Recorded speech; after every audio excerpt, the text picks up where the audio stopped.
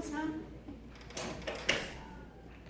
Okay, let's see how we're doing. Okay, I got a couple of notes that people were having problems driving and so forth. And let's see, everybody have their name tags, get your name tags out, we can do that.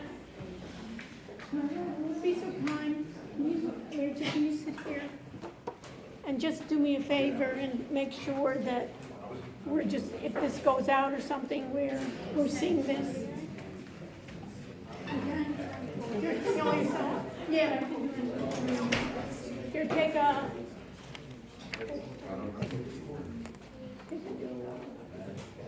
Just hold it.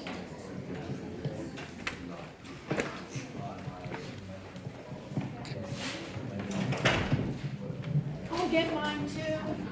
You don't have it. Make yourself a new one. Just me to do it. Oh, okay, Is that not working now?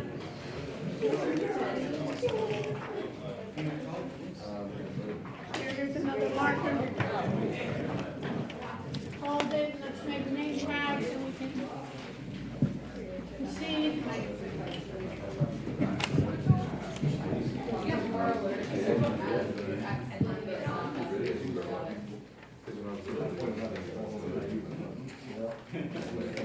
I'm going to try to broadcast. People were asking me about that.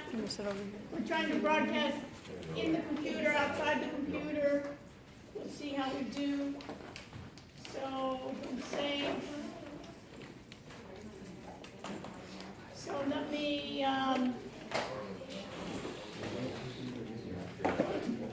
go to StreamYard. So I'm broadcasting via a program called StreamYard. It's in beta, and we'll see how it works. So far, so good. Why I am using this is because it will then stream live to YouTube and will archive YouTube. So you guys can try it out as well. Maybe also part of your projects and so forth. You can do this and you can make it when you stream as well. Let me move this. When you stream as well, you can make it public or you can make it private or testing for not posting it. So you can see, let me just enter the broadcast and I'll show you. And you can invite guests in. So what's the nice part here, see, let's check your camera and mic. Enter, and then you can give it a name. So let's just even change the date. So today is what, 9/4, right?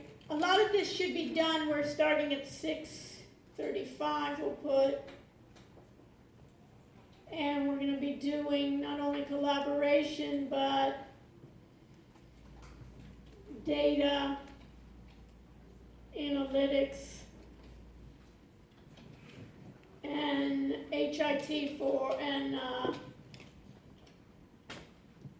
healthcare.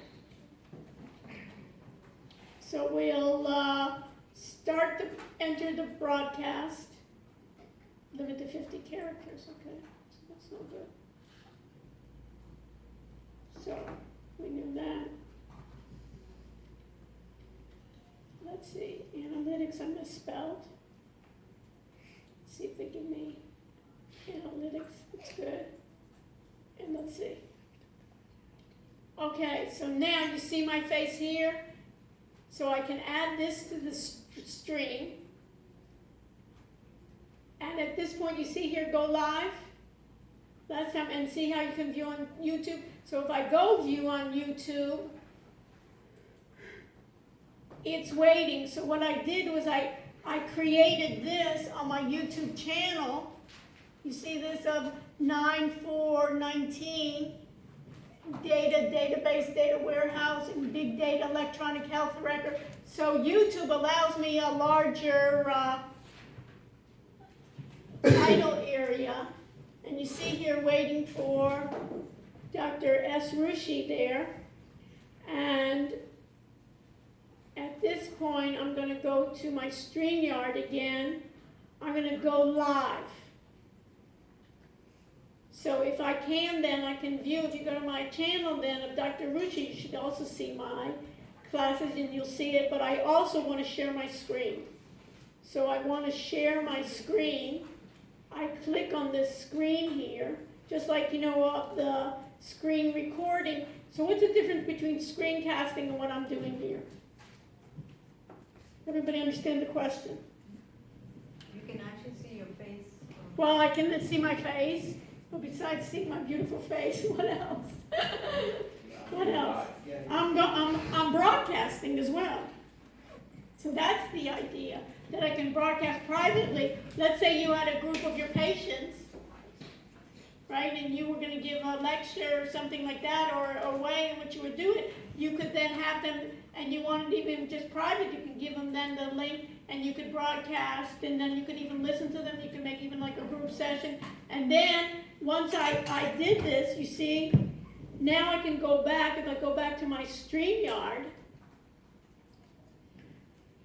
where I was before.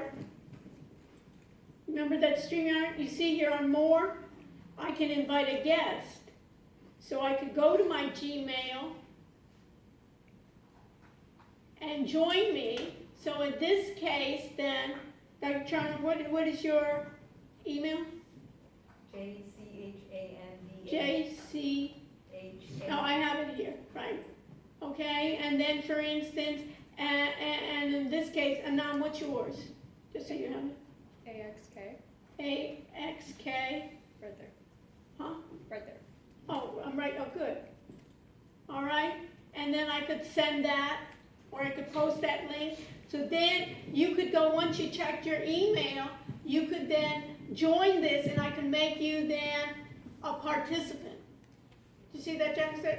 So Jessica, so I can make you a participant, and we broadcast. So not only it's like collaboration, like you have others, but then you could broadcast through your YouTube channel,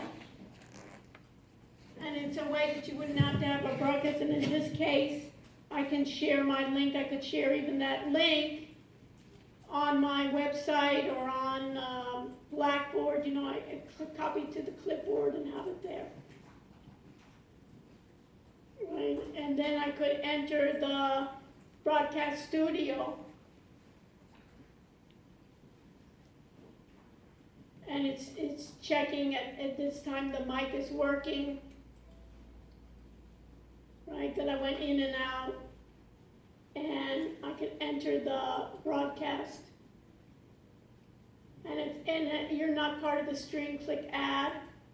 So this is the only thing that I have. Now I'm add. Now you can see here, it says end of broadcast that I remember, and now I can share my screen as well. So sometimes, for instance, you may just want to have it in speaking terms. So everybody can share the screen. So you got a link there, click on the link. You got one too, Anna? Yeah. Did you get it? Click on it. Yes, I did, and then it's asking me, telling me if it doesn't support This is internet. the only thing that I have. Yeah, so, beautiful. And now I have my YouTube. You see how it's delayed? So I'm going to shut down the. So you need to use Chrome or I think what else? I think Chrome was one of them, and maybe something else. Oh, Firefox. So try on another one. And I think maybe for the Mac, I don't know if it's Chrome or Firefox. And then you can add yourself, so then I can have up to, I think they allow me to do up to 10 people that I can share. So this is in beta right now. It's another way in which we're trying this out. All dog food, I'm not familiar with it either. I was using Google Hangouts on air before, and the problem was they shut it down. So this is another guy started the replacement. So here it was devices not connected or something like that. There's some issues, there's issues all the time here. And then I as the host, you see the Chandra, I as the host allow, the difference on this one is I'm the host, I have to start it, I have to invite people, and I also allow them to join the stream. So if somebody's there and you don't want them to be participating, you have control. It's a disadvantage, I have to keep track or some, of who's participating. But those are the issues. So now I want to share my screen, but I just wanted to show you, as I said before, I'm like eating my own dog food. So I'm going to share the screen. It's a share screen is easiest with 2 monitors. Some screens let you share audio. On the next one is sharing audio from a Chrome tab works best, okay? So I share the screen right now. I click on that I want to share, and then I have this StreamYard sharing your screen, just like it was before. And then I could just have the screen if I wanted. So I have the screen plus I have this. And now if I go to Blackboard, what are you seeing? If I go to that YouTube, you could see then the YouTube as well, right? You on YouTube. You could see the YouTube. And then I have this StreamYard showing your screen, just like it was before. And then you see, so then if somebody was in these hurricanes, how are you going to deal with any type of telemedicine possibly? Or basically connecting with people, finding out how are they, and then you can even broadcast. Private, you can do as a private or you can do as a public. I'm doing as public. So anybody that goes to my channel can see it. So you could do it as in education-wise, you could do it as well. Anybody can enter our classes if they want a degree, then they can go to the university and say they want it for credit. Otherwise, I think this is really great. You go online and you see classes, and you say, I don't know if I want to be with that person this way. Let everybody anonymously see, hey, do I want to be there or do I want to be for a certain segment of time? Okay, so welcome back. One thing about us, it seems like so long we haven't seen each other. I think there's like that hoopla of the hurricane that kind of seemed like it took us all out of our rhythm. But hopefully everybody's okay, physically and also mentally. So questions before I begin. Oscar, how are we doing? So let's do, first let's do some administrative business here. Get everybody up and running before I start. So everybody go to our LMS, our Learning Management System. And our Learning Management System is Blackboard. So let's go to Blackboard and let's go to our regular section. Not our audit section, but our regular section. In our regular section, we're in assignments. And under quizzes, we should have chapter 1 and chapter 2, right? So let me make then chapter 3, Healthcare Information Systems, available to you. So how do I go about doing this? I, in this section, have what role? I'm an instructor on the administrative role, so I have full rights to do everything. So you do not, because it's the need to know, which we've talked about before, and now we want to edit the test options. And the only thing I want to make different is what? Make it available, right? And then, let me just change this to 2. Number of attempts should be 2.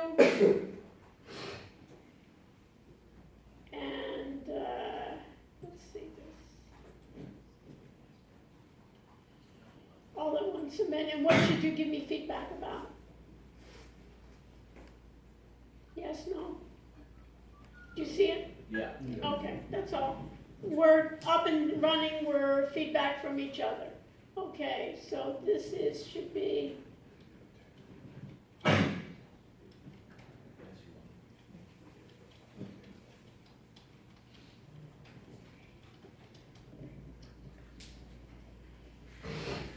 want to sign into, this is my email.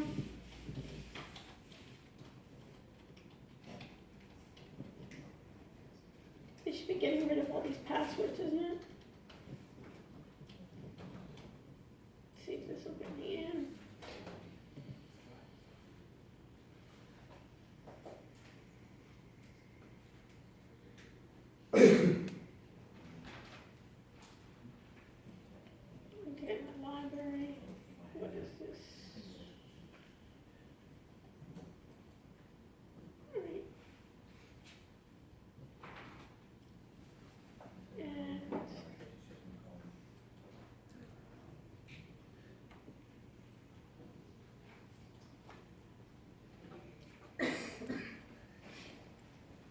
basically talking about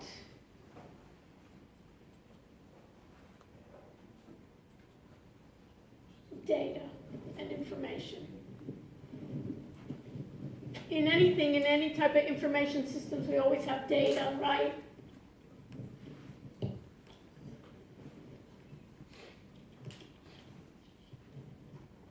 But especially healthcare, and it's also, when we're thinking about it, it's so important to do what? Why is this data so emphasized, especially in healthcare? Well, because you cannot share it for you. Pardon? Or not? Like you cannot share it like sometimes. or- Sometimes you can, but why is it so important, this data?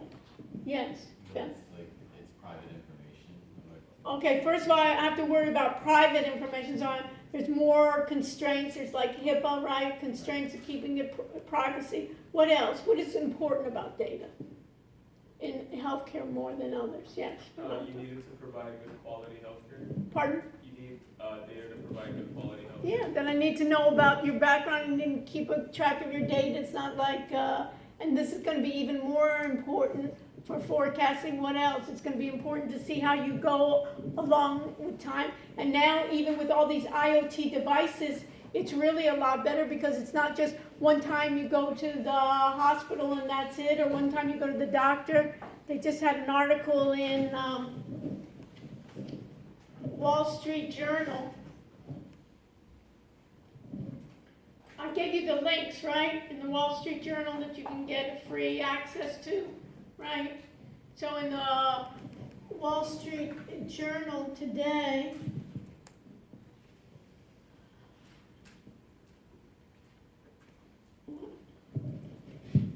besides Alicia Key is a buyer behind a $20 million house, right? These are ones that, and Slack shares plumb despite raising full year. What is this? Judge approved settlement line CVS Aetna merger.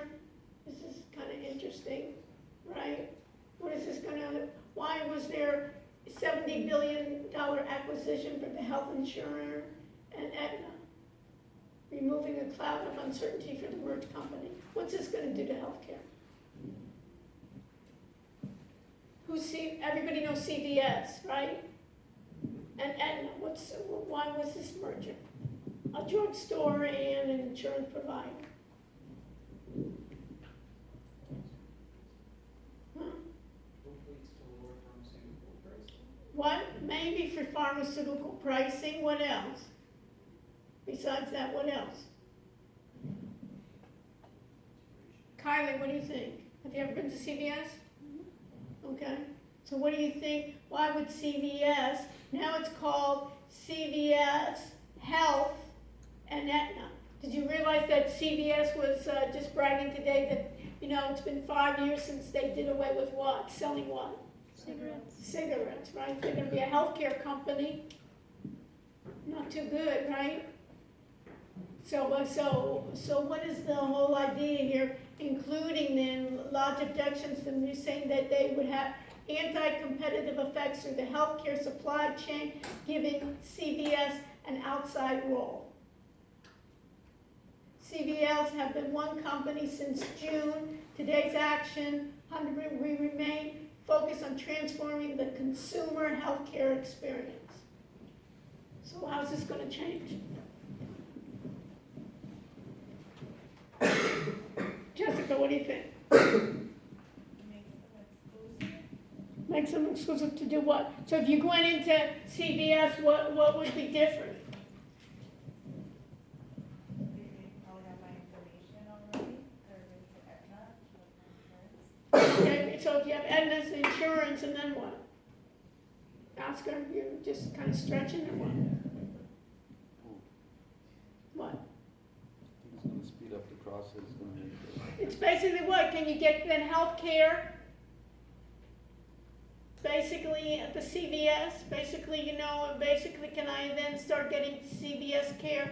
I get a nurse practitioner sitting in the back. I basically make that the place. I already have that one subscriber, right? So basically that whole chain, that whole supply chain gets a lot tighter. So the question is how is this going to affect their stock? It's interesting.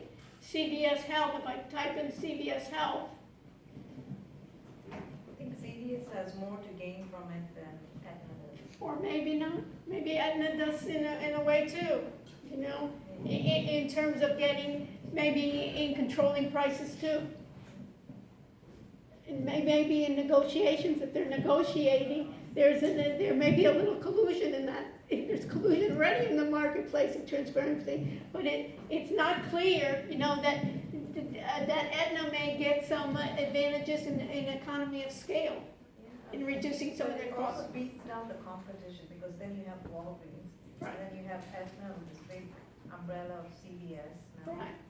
And it's, you know, it can happen in both ways, and maybe the consumer may not have a better time, but they may do better. You know, they must be seeing, Aetna's not going in this as a charity case, you know what I mean? Aetna's going in that it's gonna reduce its costs, and then maybe they'll get more membership. That basically, in terms of even for the sole providers, right? And then if you're gonna say, hey, I'll go with Aetna, they can get small businesses basically can say, hey, it's gonna be easy. Now all my employees can go to CVS and get a lot of care. They don't have to go spend, there'll be more hours. Think about the idea, but healthcare is really, do you think about it, healthcare is really from 9 to 5, Monday through Friday, I mean, that's a model that needs to be changed, right? You know, among your own patients, right? They need care basically more than that, so it can be expanded. But you can see here on their data, the whole idea is, if we're going to look at this healthcare, so of what's it going to be doing here, notice in CVS the market really liked that. Because look how the market went up. So for CVS, it's interesting if you then type in the quotes of Aetna,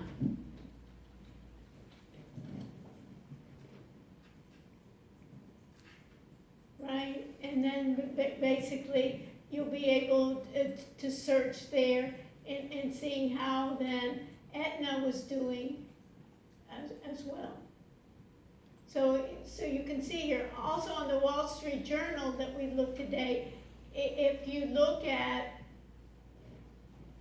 see here, in terms of that business and healthcare, it's good even to look at the healthcare industry here. DNA data shared in ways patients may find surprising. Allscripts reaches tentative agreement over federal probes. This is interesting. Waiting room anxiety ease with apps that give updates. Startups and large healthcare are like developing tools to give worried parents frequent updates on what's happening to their children during surgeries or hospital stays. And then walk against here. Poaches UBS, banker. Consumers will be able to pay for doctor visits on their phone. So you see how that's becoming, so the CVS, all that, CVS begins trial for home dialysis device. So you think about making a move into the kidney, they're making a move into your area. Kidney Care launching clinical trial for home dialysis device. The company is working to capitalize on the Trump initiative, pushing for home procedures. So it's good to basically see, what I'd like to see is clouds over health stocks are set to linger. What's going to be happening here? You know, doctor visits could provide relief to Uber and Lyft, so Uber and Lyft are going to take people to the hospitals. So you can see Wall Street when you think about healthcare as a business, which it is, huh? So you can see why that's set there. So basically you're going to see then that healthcare is the idea not only for the personal individual patient, but to be able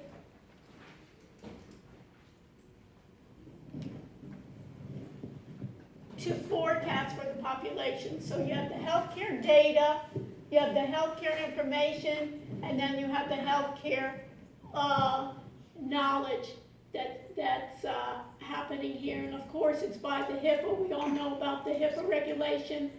And then they try to do examples here versus a medical record versus a health record. A lot of times this is used interchangeably.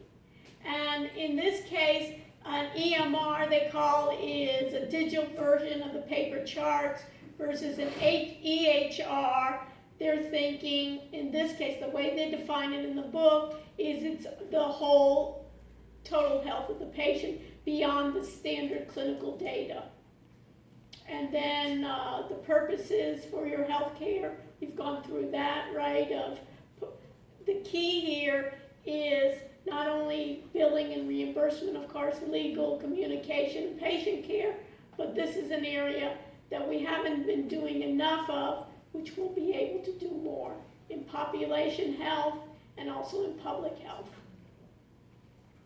So this is the record list. What else did I want to just cover that was important? These are the claims, office visits. There's a lot of, what did I say about acronyms in the class? Anybody remember? We can write them down. Write them down, right? For all those acronyms, you can go crazy, right? With the IC10 and the CPT.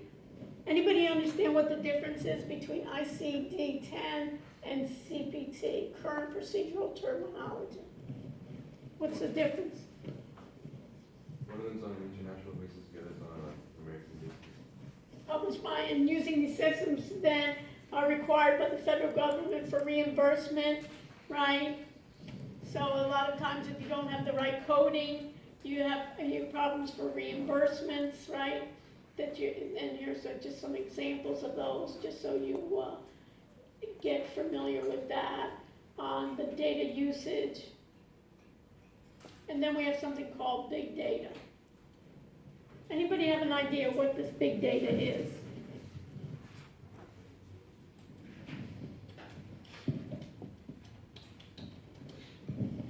And who cares? And what is big data and what is small data?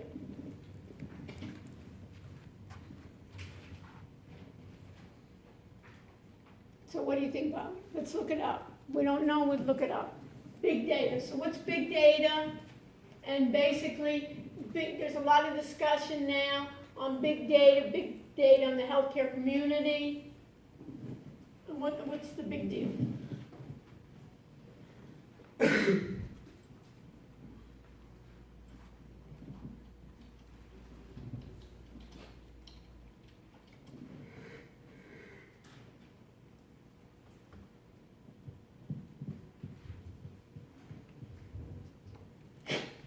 Healthcare big data refers to collecting, analyzing, leveraging consumer, patient, physical, clinical data that's too vast or complex to be understood by traditional means of data processing.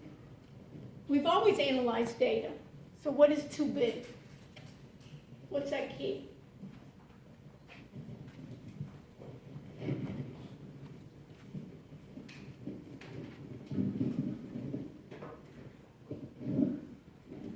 What's that key?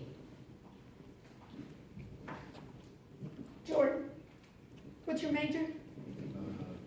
Marketing, business technology. Okay, business tech. So what, have you heard of big data? Jordan? Yeah. Yeah, what have you heard? So what's the difference between big data versus I take some data and I analyze it? You know Excel, Jordan? Yeah. Yeah, so if I have Excel, right, in some data, right, let's do this. I go to Yahoo. Everybody do this with me. I go to Yahoo, I'll go to finance.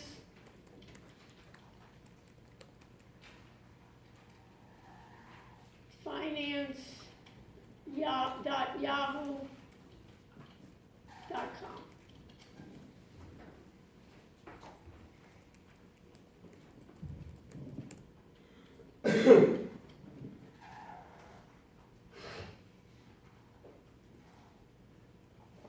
And let's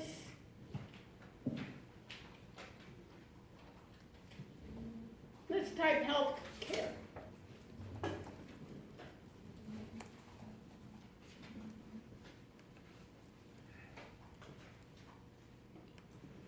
And in Yahoo Finance, let's look at industries. You see industries right here? Let's go to healthcare industry.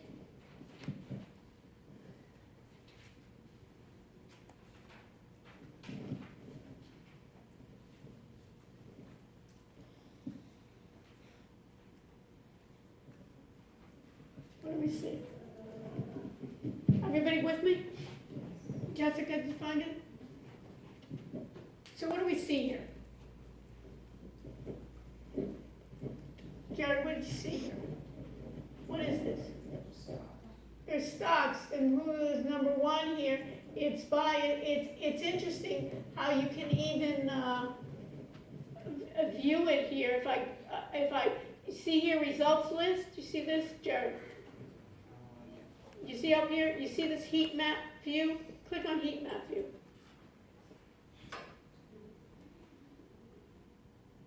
What does this tell me? Stocks with the most trading activity for the day. Right, and green looks like it's what?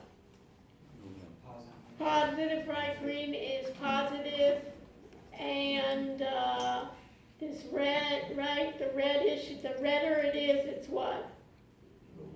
The worse it is. And when we're thinking about stocks, when it's going down like that, you think people can make money? No. Well, I mean, if you, yeah, why are they so high?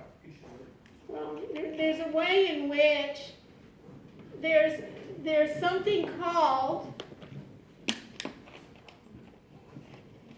algorithmic trading.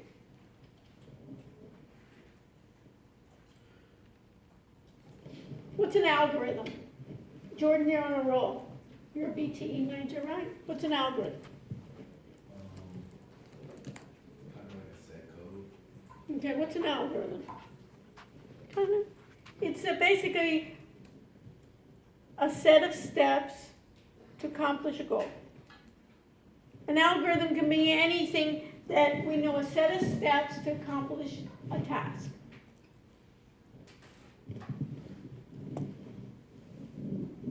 This is like running. This is, I don't know if this one's the lower one. So a set of tasks that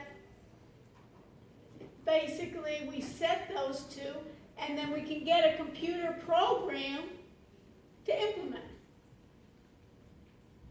an algorithm. And in programming, they do it all the time. Have you taken a programming class, Jordan? What programming language do you know? C++. C++. It's basically I give you a task and I'm going to program step by step on it. So in the same way with algorithmic trading, it would be what? That my task is what? Do I want to make a profit or not? I do. And basically it's an idea to forecast. We know that Johnson & Johnson looks like it did well here, right? In terms of it, it also looks like Abbott did okay, and then there were some that looked like they did worse. And what do we really want? To look at this and to summarize this is no big shakes. Then if I gave you this and we said we want to analyze what happened today, that's not really what we want to do. What do we really want to know? Now, Bill, what do we want to know? Do I want to know what happened today? Do I want to know what happened yesterday? What do I really want to know? If I want to make money, does it matter what happened yesterday? What's going to be more important to know? The future. That's the key. And what do I want to bet? I want to bet that I'm going to be more accurate than somebody. I know, guess what, Nabil? It's either going to go up or down. Right? Yeah.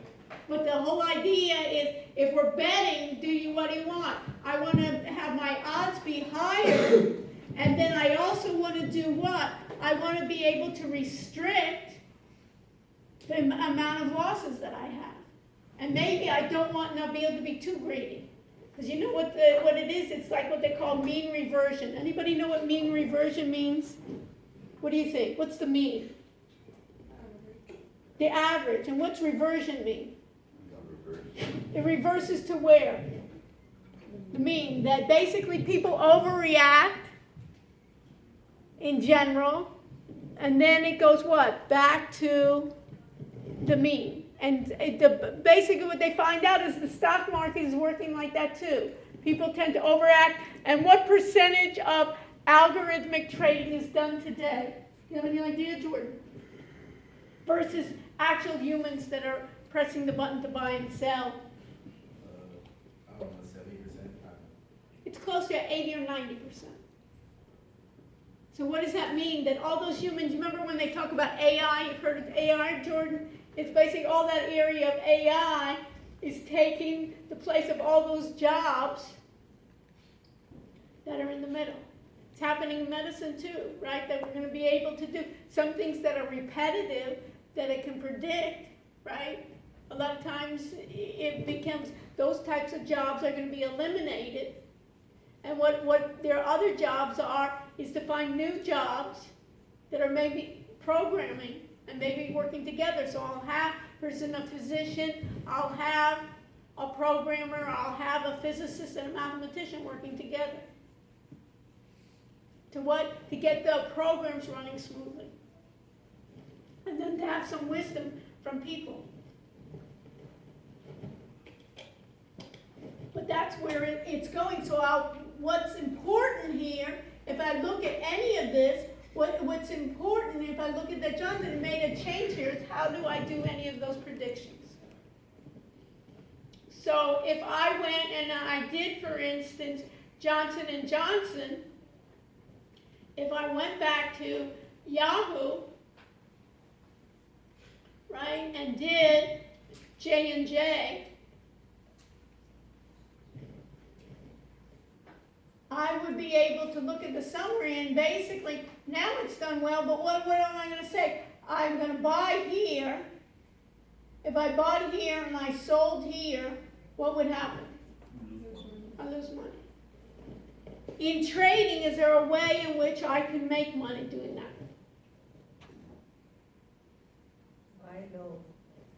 I know, but I didn't. I entered at that top there. Wait. Bet that it's going to go down. So basically, there's something you can put in your notes there. Basically, in trading, there's something called, instead of that you're going to buy a stock, you're going to short. And short means that you're betting that the price will go down. Remember in that 2008 crash, remember with all the housing and so forth, all that housing, remember all the prices went down? And there were people that were, those companies on Wall Street were telling them, don't worry, go and Rachel invest, go buy some more houses. And what were they doing in the back that had the inside information? What were they doing? They were short. Anybody hear of the movie The Big Short? So now you know, they were betting that it was going down, right? And they got insider information. It's another story. Nobody ended up going to, maybe they should have been going to jail. Nobody did. But anyway, so short is betting it's going down. So I can do the same types of things there. So what would be interesting for a data analytics, do you think there's a lot of data, Jared, in the stock market? Absolutely. Why is there so much? If people are trading and machines are trading, where do they want, basically, let's think about the NASDAQ. Anybody hear about the NASDAQ or New York Stock Exchange? That's done where? In what city? New York Stock Exchange is done in what city? New York, right? It's like one of those jokes, right? Where is, right? That'll be on the test, right? What city? I told you I'm not going to ask you on the thing. What city is it in the New York Stock? So it's done in New York. NASDAQ is also done in New York City. And now, what I was telling you, Jordan, that about 90% of all trades now are done by the computers. Basically, they're done by algorithms, trading algorithms. And how often do they trade? There's something called Just so you know, there's something called HFT. Anybody know? Trading. High frequency trading. How frequent are they trading? They're not trading once a month. They're not trading once a day. How often are they trading those high?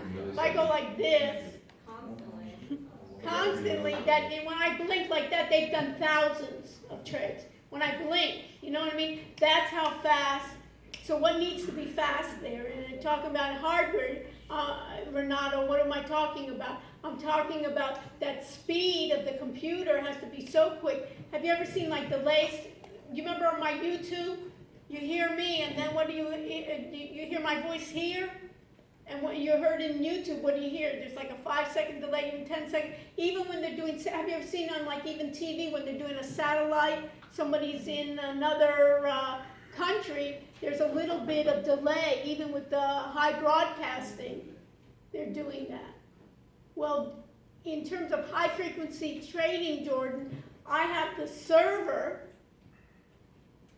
Usually, we're where? Where's the server when you're going to YouTube, Jordan, from your laptop? You don't even know where it is, right? You have no idea. YouTube server could be in California. YouTube server could even be in India. YouTube server could be around the world. But in terms of high frequency trading, where do they want the server to be? Raise your hand for the NYT. As close as possible. Which is where?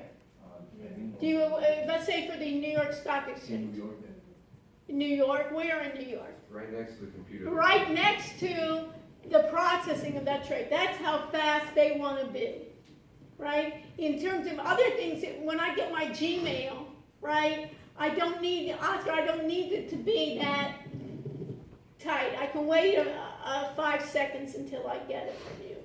But in those types of things, that's when the server needs to be so close. And that's where I need, basically, when you're running, when Jordan, let's say he's going to be able to write the algorithms, right? He wants, and he's writing it from his computer, he wants basically those algorithms, he wants to upload it to the server. He wants to have a virtual machine. You understand what a virtual machine is, Jordan? It's basically taking place of the server to be right next to it. That's how much it's going to be important to those high frequency. But you can see the trends don't need to be so close. So that's kind of like where we're doing in data, and those kinds of data, that's where they need the big data being done. So what you can do then, if I do this, this is, let's say, Johnson & Johnson, how do I download my data? Let's say to Excel. How would I do? You see historical data here? You can do this with me. Go to Yahoo Finance. You know, it's you know, you can watch, but also it's so much more interesting to do something, don't you think? You know, when I'm listening to a lecture, I can fall asleep so easily. You know, your mind starts wandering. You know, you can go other things. What do I have to do tomorrow? What's happening? So go to historical data. I go to my historical data, and you can see that I can, even in this case, I can have different companies. This is Cloudera. Let me just go to another one. Let me just go to J&J. Right? I go to J&J here. Let me go to 1 month. Everybody see this 1 month? I go to 1 month data. I can see, look how choppy it is, right? So the question is, Nabil, you see here, it was going kind of like flat here. The question is not what you want to do, is what's going to happen next week, right? That's where you're wanting to be able to do it. And how do you go about doing it is that you can then click on that data of that historical data. And you see here where it says download data? See that, Nabil? You with me? If I want to download, what should I do? It's a hard one. What should I do? Click on it. Great. Okay, I knew. Okay, now, it says here jnj.csv. Who can tell me what CSV means? And if you don't know what it means, what should you do? Oh, look it up. So let's do it. So CSV is a file format. So we want to know a couple of things in this class. When I give you a concept, what do I want to know? I want to know what it means, and what else do I want to know? Who cares? Just to say, hey, I taught you a bunch of terminology in computing, what am I going to tell you? Who cares? How is this going to relate to any healthcare? How's this going to relate to any healthcare and healthcare sector management? How's it going to relate at all to your life? So what is CSV? It's a file format. Excel. No, it isn't. That contains the. Did you look it up, Oscar? Does it say CSV stands for Excel? Oh, no, it stands for comma separated value. It stands for comma separated value, right? CSV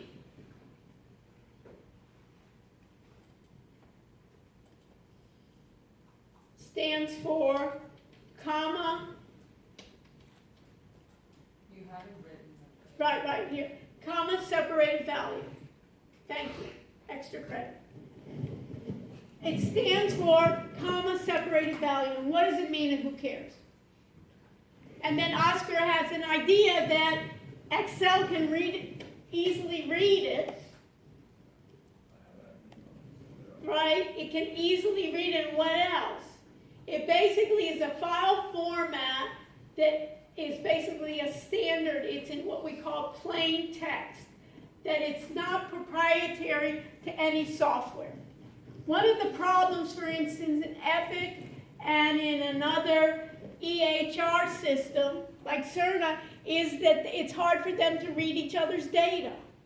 It's hard to exchange data because they're not in the same file format. And guess what? In the past, Epic and the other competitors wanted, guess what, Jessica? To be proprietary or to be open? Be proprietary. Because then they say, hey, we can own the market. Rather than the idea we should be then what? Have a text that can be open, that anyone can read it. So you can bring it into Notepad, you can bring it into any file format, and you can read a CSV file. So if I took that CSV file, even though when I'm right here, it automatically gives me an opportunity to read it in Excel, I could read that file in a Notepad. I could read it into Word, I could read it into anything because it would be like plain English. What does the separated value mean?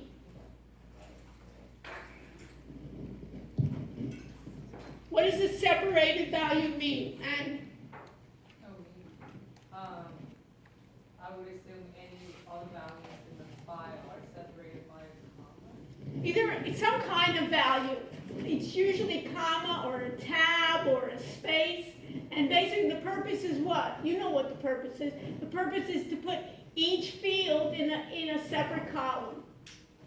So it separates what I have. So what do I have? Which fields do I have? I have the date field, I have an open field, I have a high field, I have a low field, I have a closed, I have a volume. These are all my fields in what? Like a database, right? And so these are all my fields. These are going to be there, and what I would be able to do then is to predict, what do I want them to be? Is I want to forecast what? What's going to happen in the future, not what happened in the past. I want to forecast, for instance, somebody's health. I know I have to assess basically how you've done, right? But what I want to do is I want to forecast how are you going to do. Are you going to be a candidate for a procedure or not? So this is what I want to do. So once I download this data, now I can show it in a folder.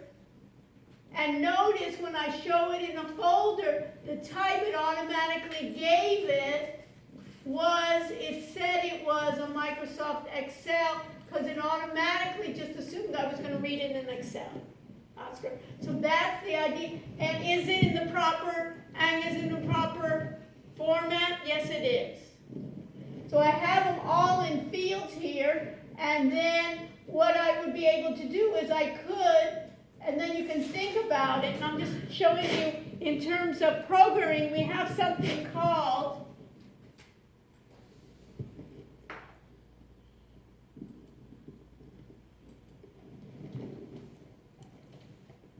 object-oriented programming. And when we have object-oriented programming, we talk about something that's called a method, and we talk about something called an attribute. And my programmers in here that have some programming background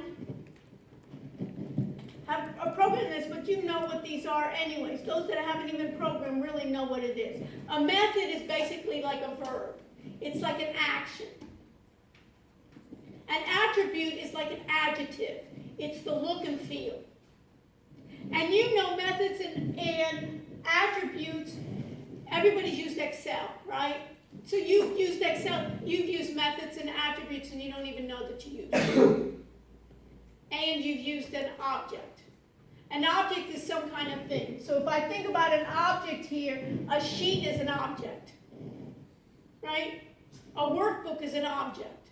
So wait, a method is an action, Yeah, method is, an attribute is anything that is not an action. right, an attribute is basically, you can think about an attribute as the look and feel of something. So if I think about an object, a sheet is an object, right, Oscar? A column is an object, a row is an object. And I do actions on it, I do some kind of method on it, and then I can change the look and feel. So anytime, if I looked at these two columns here, everybody with me? If I looked at these two columns here, right? Right? Or I looked at this is a column here, right? And notice I have copy, paste. Is that an action on that column? You're with me, Oscar, is it? Yeah. So copy and paste, insert, delete. What about format cells?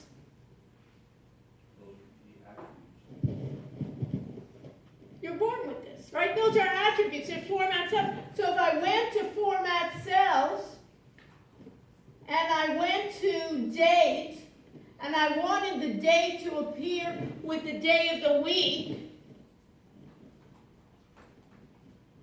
right? I would get the day of the week here. And if I wanted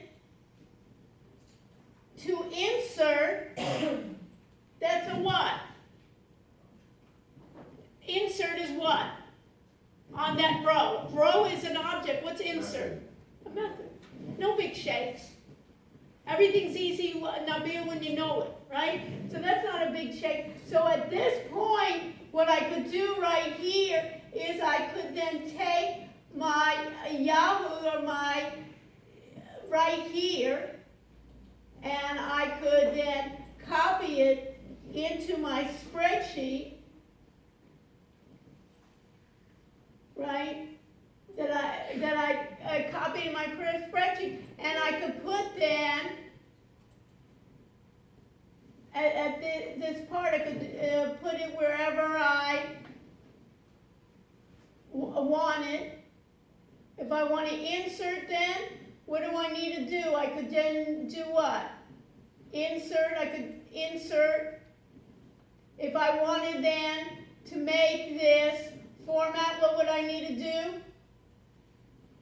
Format the cells to a date with the Wednesday saying okay. And now what I want to do is what? Nabil, I want to forecast. What would I want to forecast? Let's say I would want to forecast my date and my open. And let's say I'll do then, right? And what do I have here? I have the wrong dates, right? So basically I want to do my dates. Let me go back here to my dates here. I want then to download, how many do I have here? I have a whole year, I don't want this money. So let me just do this. Let me go to my historical data. And the frequency I want daily. And let's say, in this case, I just want my date to be right up to here.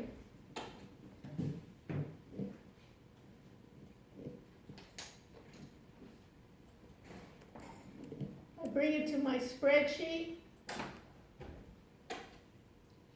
I open this one. Let me just even put it here. And I paste my formatting. Right, and what do I want to do? I want a different date, so what do? Format my cells to what? Date, Wednesday, okay, and now I want to forecast. Let me just make sure I have the right dates.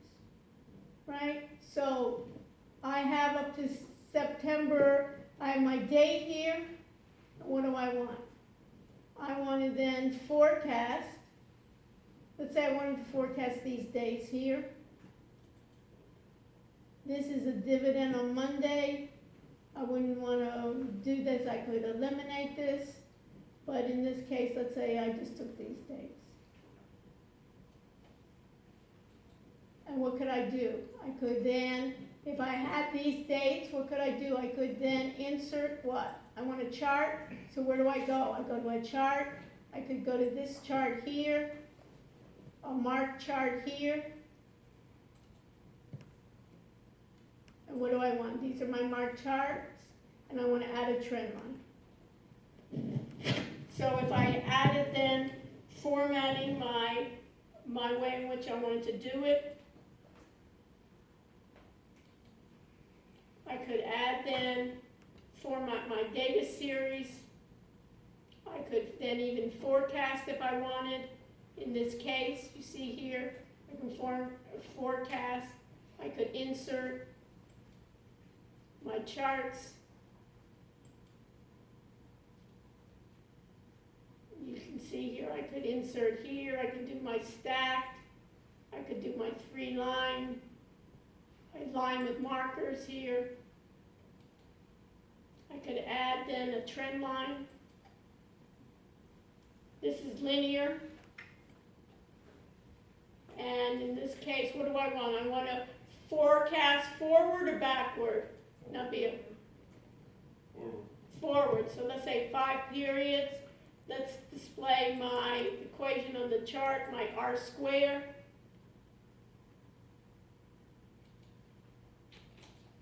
And in this case, I have an R square. I have an R square of 0.0478.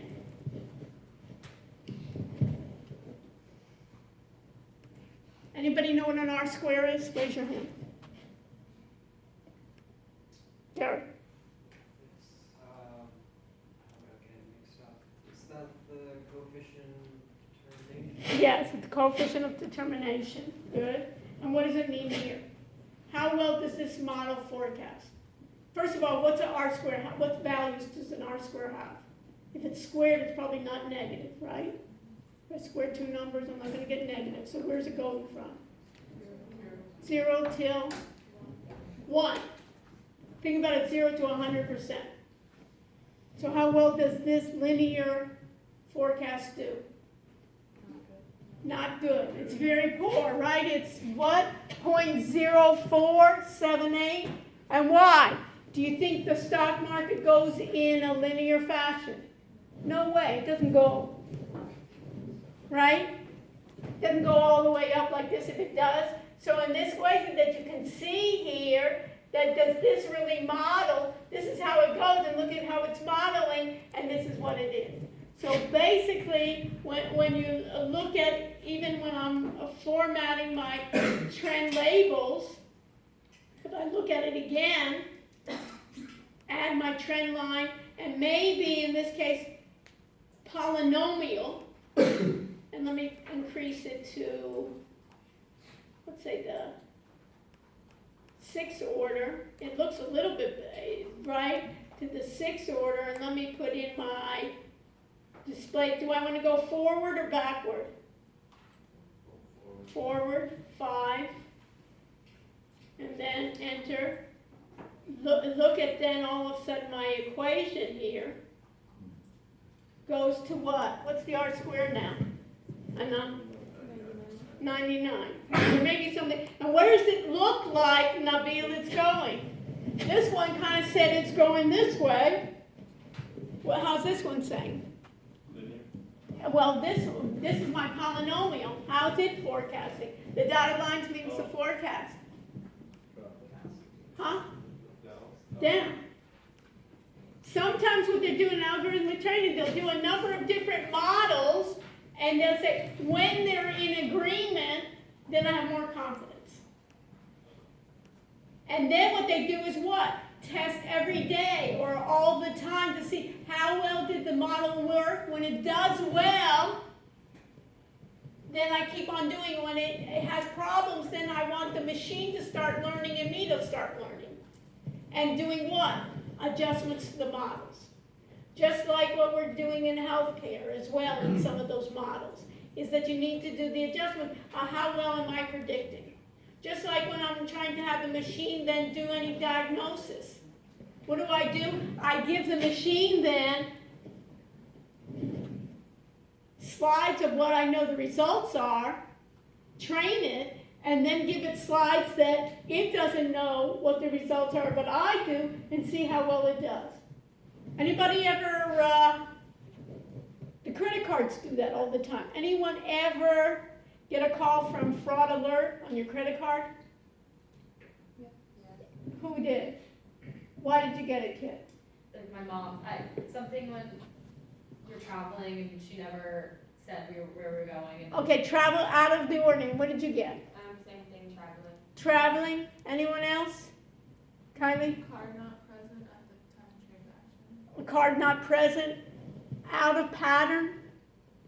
I get it a lot of times when I travel, and you'll find out, I don't want to say I'm cheap, but I am. I'm frugal, and I never like to return the car with, having to pay the gas prices always. I'll fill up, a couple blocks away, right, and it's like $2, right, so it's $2 on my credit card or $3 on my credit card for being in Washington, D.C. with not my car, using that card, and then I'll get it, and then I get a card fraud alert, and my husband's always usually so upset. What are they bothering us for? And I said, no, they have to test the model, and it has to go back to the model to improve the model, that it has to see that it should have seen that I bought a ticket to Washington, D.C. It should have read that what? That I rented a car from Avis, and it should have read when was my flight back, that it would have been saying that it was a valid. But why do they usually do it in gas stations? Gas stations always you get fraud alerts from gas stations. Why? Because if a thief takes your credit card, what does he do first? Go to the gas station. Go to the gas station. Why? He's what? He's in a car. I'm assuming it's a he, right? Look at my bias here. My bias. It must be a he, right? Girls don't do that. Okay, the person, right, is in the car, right? Can check it out. And if it doesn't accept, then nobody goes to any cashier anymore for this. You're at the pump.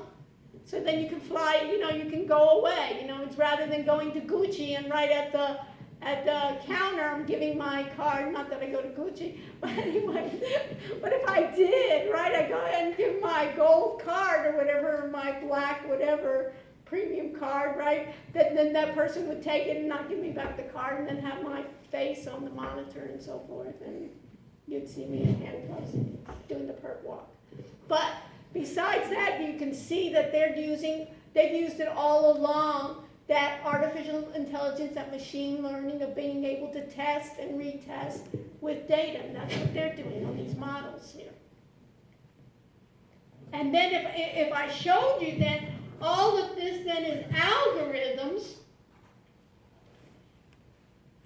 is the idea, if I go to File, Open,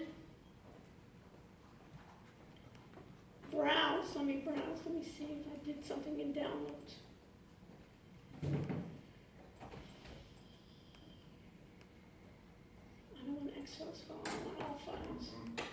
If I look at it, look at this one. Do you want us to try to write yes? Don't you like that? Let's try closing this, don't save.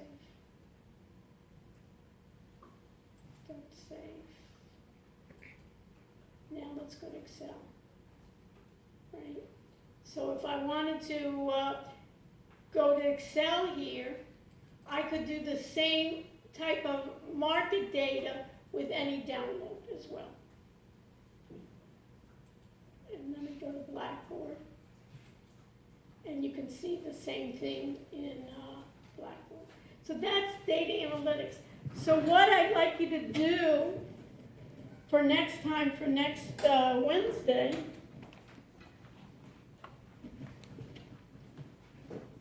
is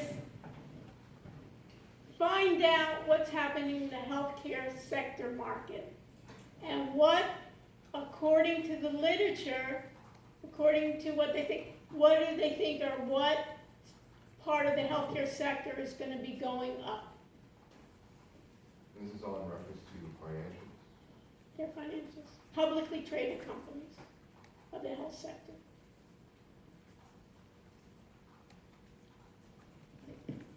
And then pick a couple of those stocks and download it into Excel, and then we'll do an exercise together. Be fun. And then we'll be able to forecast, and once I give you the forecast, then I'll show you big data, then we'll take it into another program. What's the problem of forecasting with Excel? Anybody hear my question? Yeah. What's the problem of forecasting with Excel? It doesn't take, like, it doesn't take all like real events into consideration, because like, it's just numbers, you know what I mean, but anything can happen, like. Yeah, but what else is the problem? It won't take missing data, it doesn't take that into account. It probably, and what else? That's kind of data cleansing and data cleaning. What else? Excel versus other programs. What's the problem? If we wanted to trade, let's say Oscar said, hey, we got a winning strategy. Rachel? You can't handle the big data. You can't handle the big data of billions of records maybe, or many millions. What else? When do I want this trading to happen? Slowly? Quickly? Is that set up, Excel set up to my broker to trade?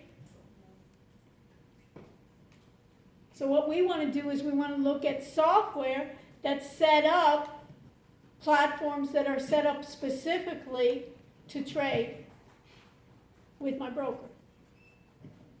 Do we do workbooks by stock that we choose, or? Yeah, you can do. I do by sheet. Try it out Yeah.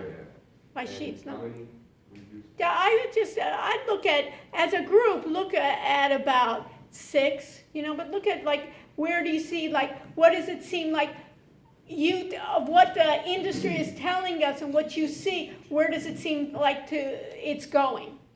And then we'll actually try analytics to actually see, and then after we find the analytics that we see our forecast, then what do we have to do, Sebastian? Test it out. And for instance, if we think it said that J&J was supposed to be going down on Monday, guess what? We're Monday and Tuesday. On Wednesday, we can see, was it going down Monday and Tuesday? And how off was it? Just like anything else, it's just like the credit card. Should they have called me? My husband was upset that they called me. They always call me when I go on a car, and I'm always telling them they need to go back to the model and see and get more data points, right? And they have it. My credit card, I use that one credit card so I get more points or whatever nonsense I use, whatever. I get excited in Whole Foods. I pay for Prime that I'm getting a discount, and what is Whole Foods doing? Amazon is tracking everywhere I go, knows when I go into Whole Foods, what aisle I go, what I bought, right? So it can do what? Sell me more. And I'm just as stupid as can be. I just go and buy that crap. Yes. Time frame wise? Time frame, I look at 30, do in this case, you can do like, see what it is, even do like 30, 60 days even, just to see what it's doing. Then you can play around. Just play around with the data a little bit to get a feel, and then we'll really go into trading platforms and so forth.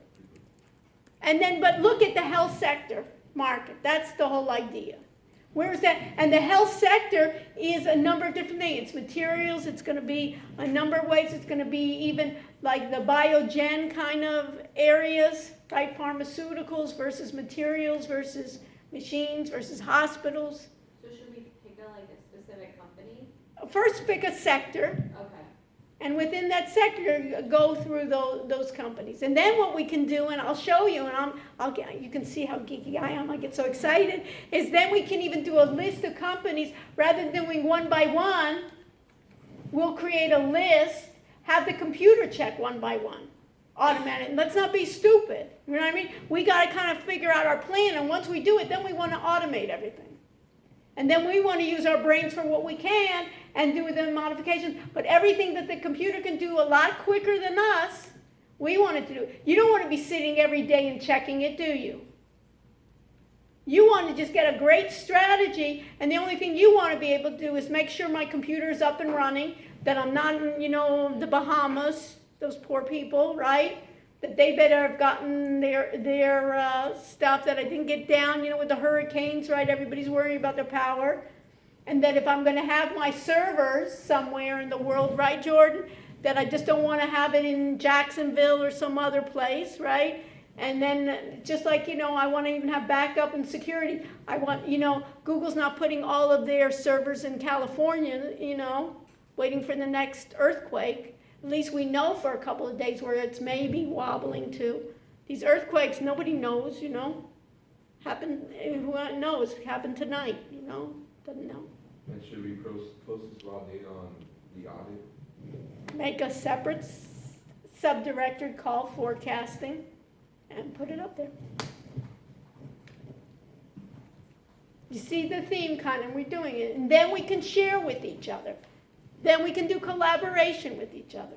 I'm throwing it out, but really, you're in the beginning of stage of doing the research. But what you really want to learn, Sebastian, is basically, I want to use algorithms, and maybe I won't even get the smartest people in the world's algorithms, and I just want to be able to not sit back, but I may be one of the people that I just want to be able to run them. And then I may have another group where I'll get physicists, mathematicians, finance people, people that know healthcare, put together in teams, because it's a team collaboration work. And think about it that way, and that's where we're talking about big data. And later on, if I go into genome and things like that, where I'm going to need those big computers same way, or, IBM, Watson trying to do predictions or trying to work together with these teams. And then you can see the time where humans do a better job than where machines, but it's kind of like working together. There may be, and then later on, I may want to do a data feed of what I hear in news. And a lot of times what we hear in news is already too late. By the time they're producing that, it's almost like that fine line between what they call insider trading. All those things with Capital One and with all those Equifax. Remember those things? They had all those guys from Equifax. They sold their stock, What are they selling it a month ahead? And then the public knew about those things. Some of these people should be in jail too, my opinion, right? And they say, I needed that for, I needed to buy a house or something. They always say that, needed a new house. But it's that idea, the fine lines of where you can get it. So you almost can starting to read sentiment. Just like there's almost needs to be a way in terms of, there may be a way in terms of sentiment even to think about healthcare. Your voice. Listening to your patients. Maybe there'll be a machine listening to your patients to know when they're more distressed or not distressed. No, they always do that thing, are you in pain from 1 to 10? Nobody knows, everybody makes up numbers, you know, where is it, what's a 7? What's a 7 for this person, you know, last week was a 10 for him or whatever. Sometimes now they're doing like stress analysis for voice. Just speak, and then I can see how much stress you are for mental health and so forth. So there's so many things that that can be exciting with technology. And, you know, it can be used for both ways. You know what I mean? That after a while it becomes, you start losing that personal touch with people, right? That I'm just being dealt with a robot. But there's so many ways in which I need care now. I can't get it. Let someone else in the world help me, or help a machine help me. So you can think about all these different ways in which it's exciting. What else? Yes. How did you do the polynomial regression? What formula did you use? This is built in. I'll go over it in Excel, but it's built into Excel. The polynomial, all I have to do is I can just go do an Excel spreadsheet, right? Any Excel spreadsheet. If I go to Yahoo, right? If I just said I wanted to download my data, doesn't matter. I open up my data, just so you know. I'll show it to you later on. And all I have to do is, let me just change the date so you can see the date better. But in this case, what do I have to do? Format cells and go where? Date, and then go where? To like that Wednesday, just so you can see it. And then let's say I'll just do this for the sake here. I just put this, that doesn't matter. But let's say I want to do this, right? I have it. I can then just go to insert. And you see here when I need my glasses because I'm blind. Okay, so I'm just going to go to charts. And in charts, you see that I have insert a line or area chart. And then I like to go with markers. So I can see here a line with markers. So I go a line with markers. That's not what I want. Okay, so anyways, I'll go here. This doesn't matter, I'll just show you. So I go a line with markers, and then I right click. Right click always you know that right click that you think about it, that always tells me what, Oscar? It's going to be, I right click on an object, and it'll tell me what? My methods and my attributes. My methods and my attributes, and now I want to add a trend line. I add a trend line, and you see it comes back with format trend line. Now what is interesting in this, you pronounce your name Amuni? Yeah, Amuni. Amuni, what's interesting here is you can try so many different variations that you can get yourself silly. Right. So what beauty about the computer is what? That let it test all those algorithms, let it test it almost overnight and find you the best ones. You give it the criteria what you're looking for, and it can test it. But there's people here that spend, you know, in Goldman Sachs and all these places, they'll get a whole group of people, not educated, PhD in physics, PhD in math, PhD in statistics, MD, and in the health sector, just MDs, PhDs in finance, accounting. They'll get them all together just to work on these problems. Years and years of this background. And then that's not Goldman Sachs, it's the whole world. Think about all this. Anybody hear Bitcoin? You know, that whole idea of Bitcoin, US dollar, I mean, you can go crazy and all these things. But what they do over and over again, and here's the polynomial, because we know that if I did the linear, in this case, then I could do then the polynomial, and the beauty here is, look at this, you see here where I can say, display my R square and display this, so already I can see by the order, I can see as it done, and then you can have the computer check each time, and you can say I want to have, this is the amount of money I want to make each time, and when I start losing, which I know, Sebastian, I will, cut my losses, you know, just like in gambling. You know, I know I'm going to go there to Vegas, and I don't want to lose more than, you know, $50 or whatever as you can get me out. And then when I get too greedy, I know mean reversion, when I make a certain amount, get me off, like what's his name, Kenny Rogers, the gambler. You gotta know when to hold it, you gotta know when to fold it, when to walk away. So we can play that song, next week or something.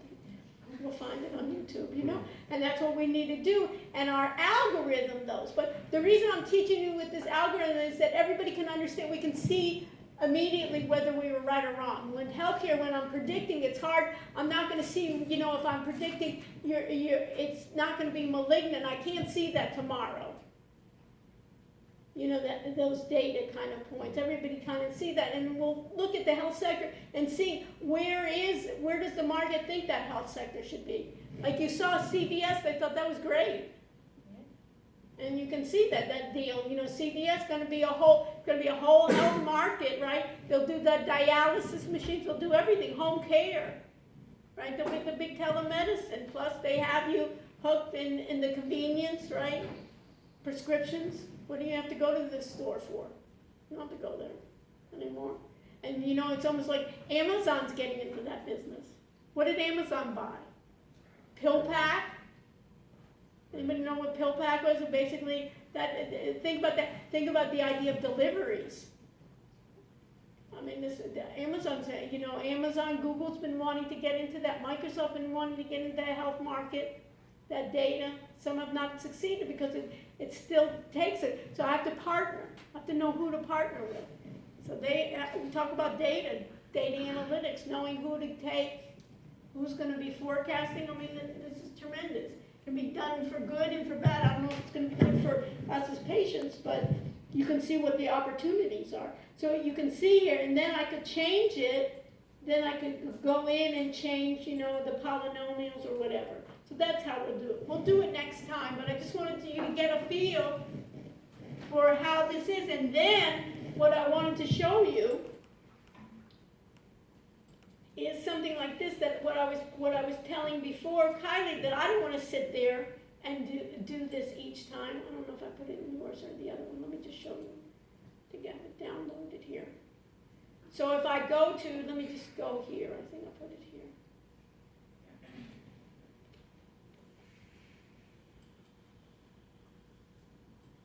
And I'll put it in yours too.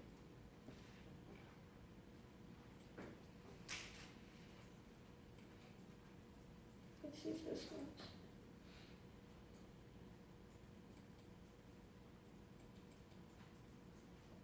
This may not work again, but let me see. Okay. What does this say now? Up here? Okay, this was someone sent this to me. His name is Ronald McAllister. And he does this.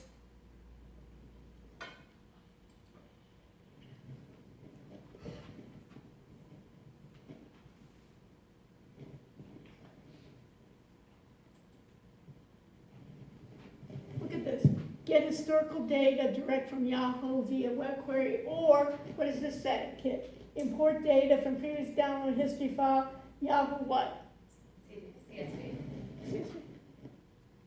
No brainer, right? But what I wanted to tell Hannah is that I don't want to do this each day manually, do all this stuff. Who does? You're crazy if you do.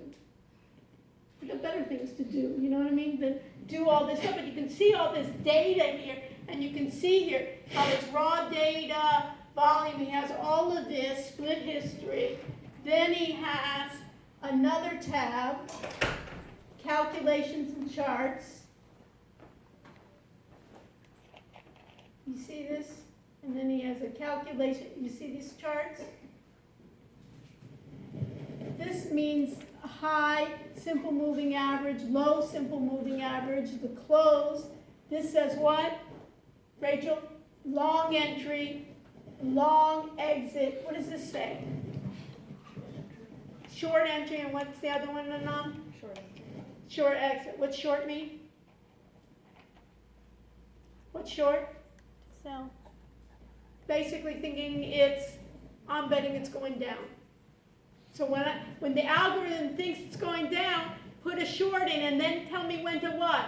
I want to exit. I don't want to sit in the trade for months, because guess what? What's the market going to do?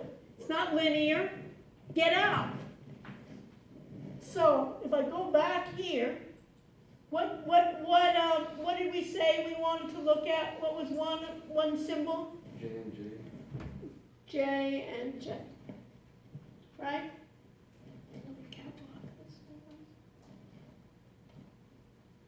J and J.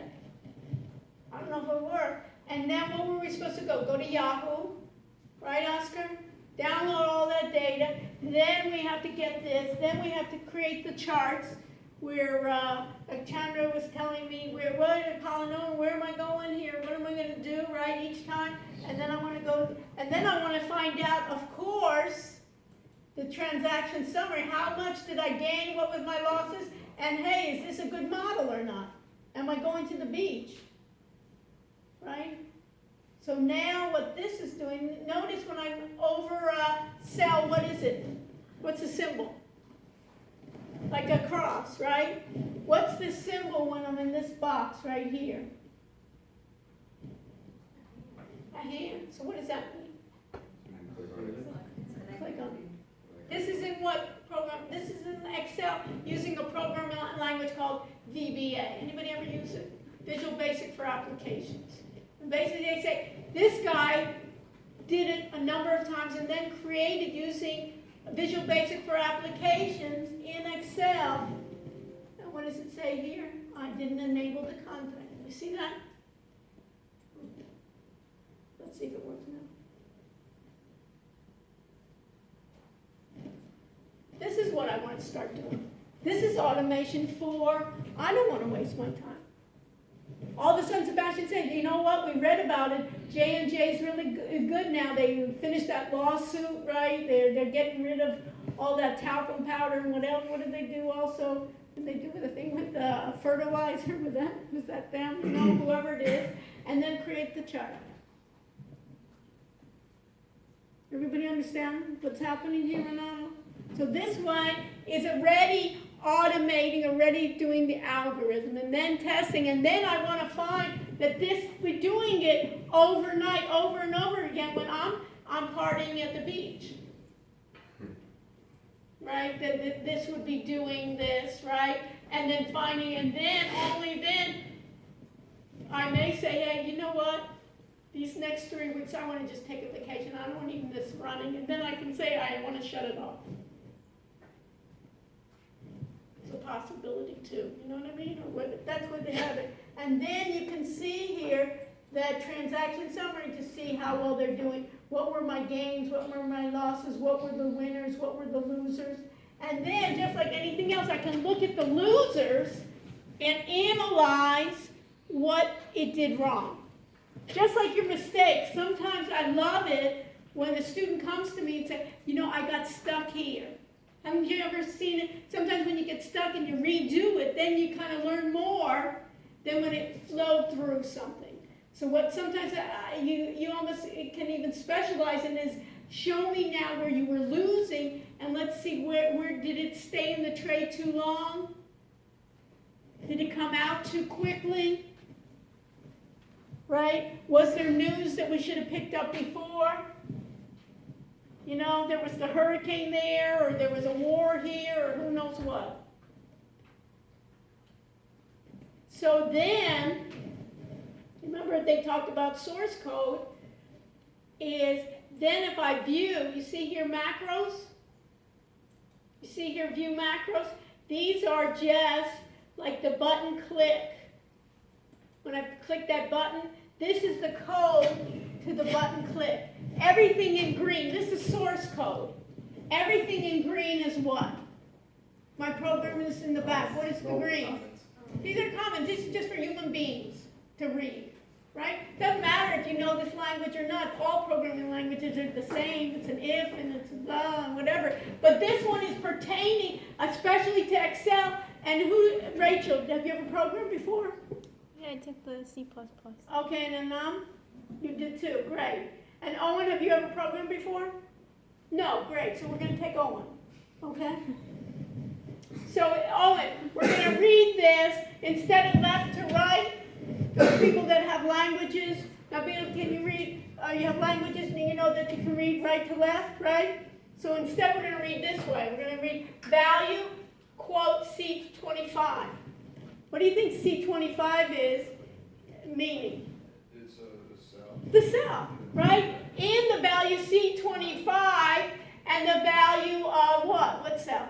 All of them, or A11. A11, right? It's not all of them, right? We know that. So basically, if I looked at it, if I looked at this one, right?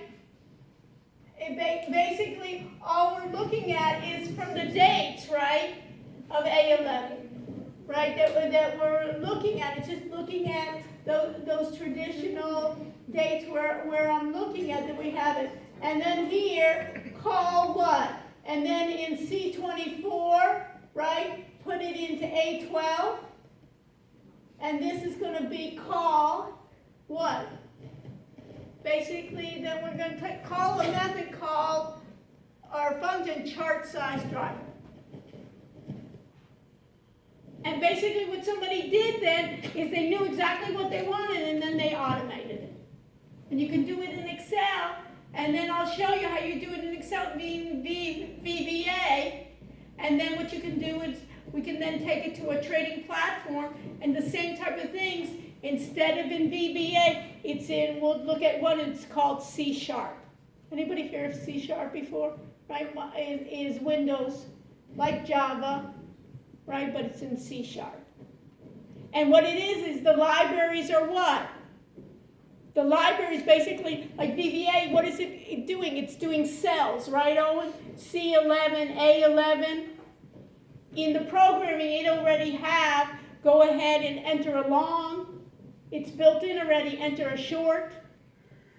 When they cross over, then do something. So all those things about trading, it's already built into the programming language of C#. So you don't have to rewrite all those going short or going long functions. So each platform is done that way. Do you understand that, Rachel? So that's the beauty here that we can do. So if you're interested, especially anyone that has Windows, we'll go to the lab. Go to the web and type in Ninja Trader.com. It runs on Windows, and you can download a free version. And look what you can do. Save on trade, low cost. You can simulate, develop, and chart. And we'll look at it. They are also a broker. So that means, or you can take that system and hook it to your broker, and it will actually trade. We're not going to basically have brokers and trade.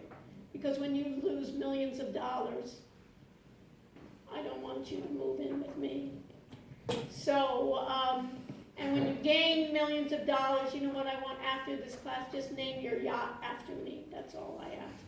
You don't have to, I'm not taking any percentage of your wins. But when you want to do this, you can see that this is basically the same way that you can have these, I don't know if this one's working right now, but it's a platform that you can use. Questions? So you can see simulated trading. I don't know if this is multi-broker, so you can hook into multi-broker. But what I love about these is you can do a simulation. So you can take real data, and in this case, let's skip this. Let's see.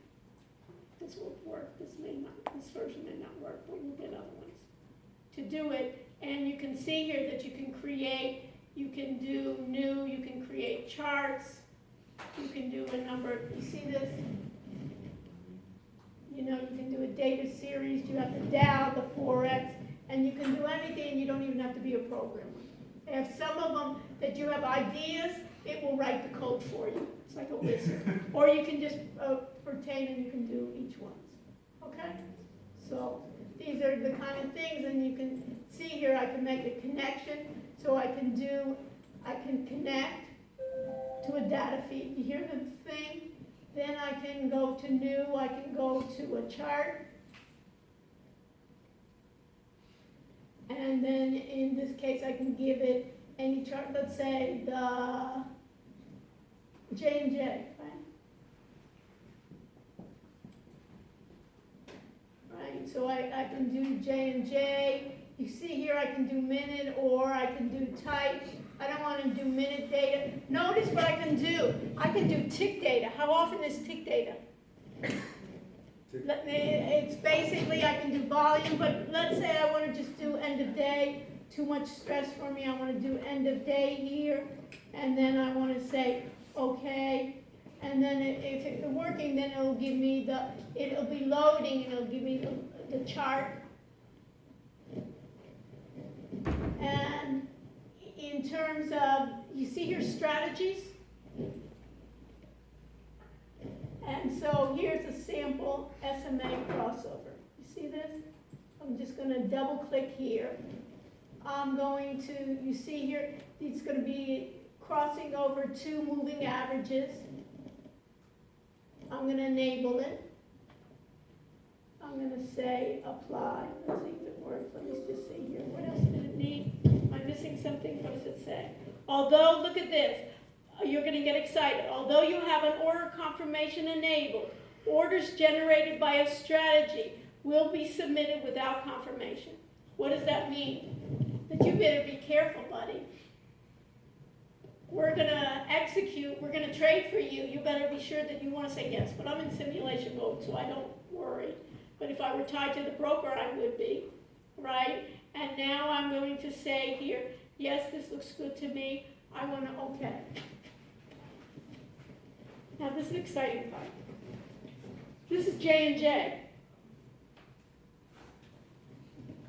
Everywhere where there's green dots, everywhere that there's green dots, it means the machine made money. Everywhere where there's red, it means what? Lost money. Now notice it said, it entered where? It said close position, it said buy here. It closed the position, it entered, and it says what? Sell short, and notice it got out here. Because it anticipated what? It would go down. And then here, it wanted, basically, look at all this area. See here? It went down, it went here, it went short. But what happened? It stayed too long. It should have gotten out over here. So later on, what we can do is we can even add like R square, you remember? When R square is rising, we can add different statistics in here to help us. But in this case, how well did we do? Look at how easy this is. Strategy performance. Let's do historical in real time. Let's see if it gives us anything. All trades. What seemed to do better? Come on. Short trades. So it may be, we'll have to look at the long trades, or we may take this strategy and do what? Say, let's just use it for short trades. Take out the long trades. I'm really good in predicting. This model, this strategy is really good in forecasting when it's going to go down. Not so good when it's going up. And then we can improve it by saying, hey, let's get out maybe earlier. Maybe there's signals that'll tell us to get out earlier. So if you're interested in this, I'm going to spend a bit of time for you to understand basically what is source code, what are the things in looking at the health sector market. But if you're interested, you may even think about doing a project on this, looking at the health sector market and doing something like this. And if you don't have to be a programmer. But if you do, what you can see here is, look at this, you'll get so excited. I'm excited already. You see here, first of all, it says strategy builder. You don't have to be a programmer. You have some ideas. You can just go through this like wizards and then produce the code. But if you wanted to, just like that VBA, is it has a strategy editor that will show you the code of what it did. So you can see then when you go through the strategy editor, see here under strategies, you can look at, for instance, the SMA.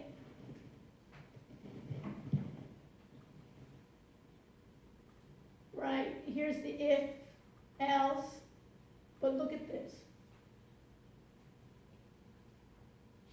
Now, Rachel, read this. If, look at this. If the cross is above the SMA fast over the SMA slow, what should you do? Enter long. It already has that built-in function there, right? Else, what should you do? Enter short. Enter short. That's how easy it is. But if you're a programmer, then you can go in and there's work there. You can go in and then you can even modify it.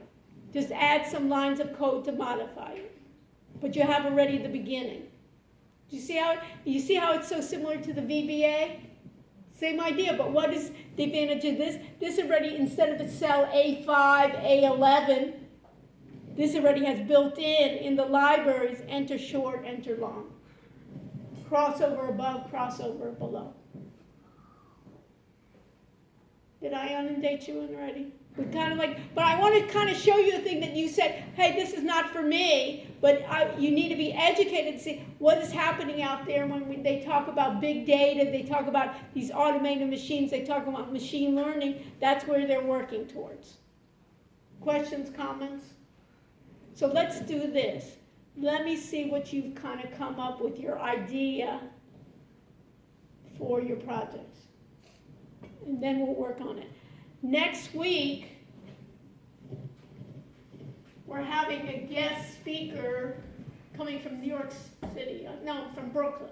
Not New York City, Brooklyn. They're coming from Brooklyn, and they're going to talk to us just like this. I don't think she was born in Brooklyn, so she's not talking like this. But from Wix, giving us premier goodies. You know how I always love premier goodies. So she's gonna, what I'm hoping is they give us a domain name for free for a year. Hoping that they will also be great for my CSS and HTML. They're gonna give us an e-commerce site for free, all the support, no ads, no nothing. So we're gonna get all of that and then start talking about SEO, and I want us to kind of have an idea what we want to produce for that in healthcare. So everybody got this idea? So if you're interested in this, we'll do maybe, give me feedback on it. If you want me to go into it more, we can do this in the lab as well one evening. So I'm going to get rid of my strategy here. Do you really want to shut down? Yes. Do you want to save? I'm not going to save my work. Okay. So let me go to Blackboard and then we'll, my voice didn't just die on me. Okay, so I need to go back to Blackboard. So you got this idea of what automation is, what data is, and now where am I going? I'm going to the audit, and I'm going to course documents, and who's done anything? What group? I've seen a couple of groups.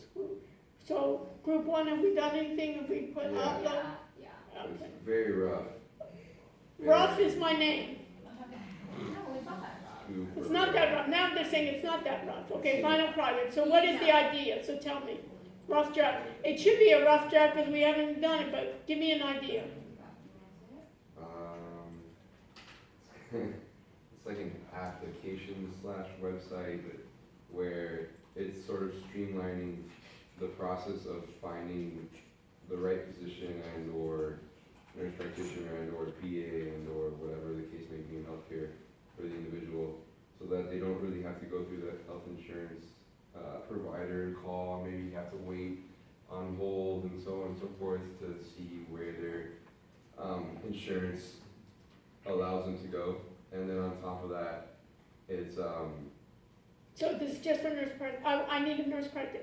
So what's the problem that we're solving? Well, the problem is that if you Google something, you're gonna find an ad, maybe a physician's paying for the first spot on Google or whatnot. Okay, so what am I trying to do, but what's the problem? The problem is that people Proper are, care in your area specified to your health care and economic needs. So who's this geared towards? people who wanna find, Yeah, but I mean, it's a big problem, if this people that have insurance, people that don't have insurance, either or, works for both. They wanna find the cheapest option, they can use the app or the website. If they have insurance, they wanna find which one is the better insurance, they use the app and they find it. okay, and you found things that are available already? Well, not apps that do the same, or websites that do the same thing, but. What's the closest? I mean, you could use, worst case scenario, you could use Google and try and find, a physician, or you could call your, insurance provider and then they can tell you, oh. Okay, I think we need to maybe, let me just give you some ways to do this, is maybe we wanna narrow it down in terms of looking at what population we're looking at. This is gonna be for people, so for instance, if I'm in, we have Aetna up there, if I'm an Aetna customer in that, with that provider, there's the Aetna kind of, it's basically looking at, do I want to bypass that because it's in-network, out-of-network Right. kind of things? Or do I want to focus this maybe on people that don't have insurance, or there's people without the deductibles? And then there's the idea, what about something like urgent care or something like that? Is this like I think we want to maybe narrow part of that. Looking at what the actual problem, who is having the problem, what type, and this is, we're talking about just like things that I need immediate, or this is chronic care. So like, It's gonna be a different, do I need a if I'm uninsured, like, endocrinologist? so if I'm uninsured and I use the app and I see that in location A, an X-ray is this much, but in location C it's this much, that type of thing? I don't know, if I'm in that certain insurance, maybe the insurance are doing that, and maybe out of insurance, maybe would be better. Right. But if I don't have insurance, If I'm uninsured, yeah. uninsured, maybe it'll be a way, because here's the thing, if I'm in network or out of network, I have to deal with the Aetnas to tell me what are the, Yeah. like even here at UM, whether I'm using a University of Miami doctor versus not, what is my co-pays and so forth. So maybe narrow it down, but think about it further, okay? What else? But I got the idea that, okay, all right, what else? Who else has something? What's group 2? What's the status? We have something, a little. What? We have a little bit. Okay, what is it? So tell me. Basically a website to connect, like emergency responders and the public during natural disasters. So, for instance, natural disasters in the US or worldwide or what? We didn't really think about that. I guess we would have to think about that. Yeah, and instead, do me a favor, instead of saying group 2, put names. Group 2, Okay. but that's this, okay, so that's what I would try to do. So think about this, this is basically doing what, it's gonna track it. So what is the problem you're solving? What's the problem? That there's lack of medical attention resources during natural disasters. Among whom?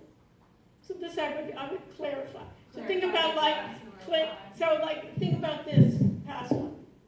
This I right guess, here. I guess we were kind of thinking about this past one, so it would probably be the United States, but I guess we could look at it worldwide. Yeah, you know what I'm saying, that you wanna do it, and what I'm getting, I get, but what are these medical kind of things, and where am I gonna go, and, yeah, and also, the whole idea is, what's the problem with the Bahamas? I mean, they have no, think about power, what was the problem with Puerto Rico? I mean, completely devastation, I can't just go on and out. So maybe you wanna flip it out, is maybe for people that aren't within the natural disaster, how they can get aid to certain people. At least here in Florida, you've seen everybody bouncing around, well, you wanna give so much to the Bahamas, I mean, whose heart doesn't break when you see that you wanna give, but it's the idea, I'm thinking thinking, what am I gonna give? And then sometimes after those disasters, you see airports full of T-shirts and stuff that people will never use and sitting in the water. You know, and everybody has good hearts, right? Do they really need those diapers? Are the diapers really gonna get there? Is it better to go through those American Red Cross or throughout those ideas? So I'm thinking maybe with those apps, when you think about natural disaster, these people don't, the ones that are really so bad off, I'll be lucky if I can find some water somewhere. I ain't going on an app, you know? So it's the idea, or to get healthcare services.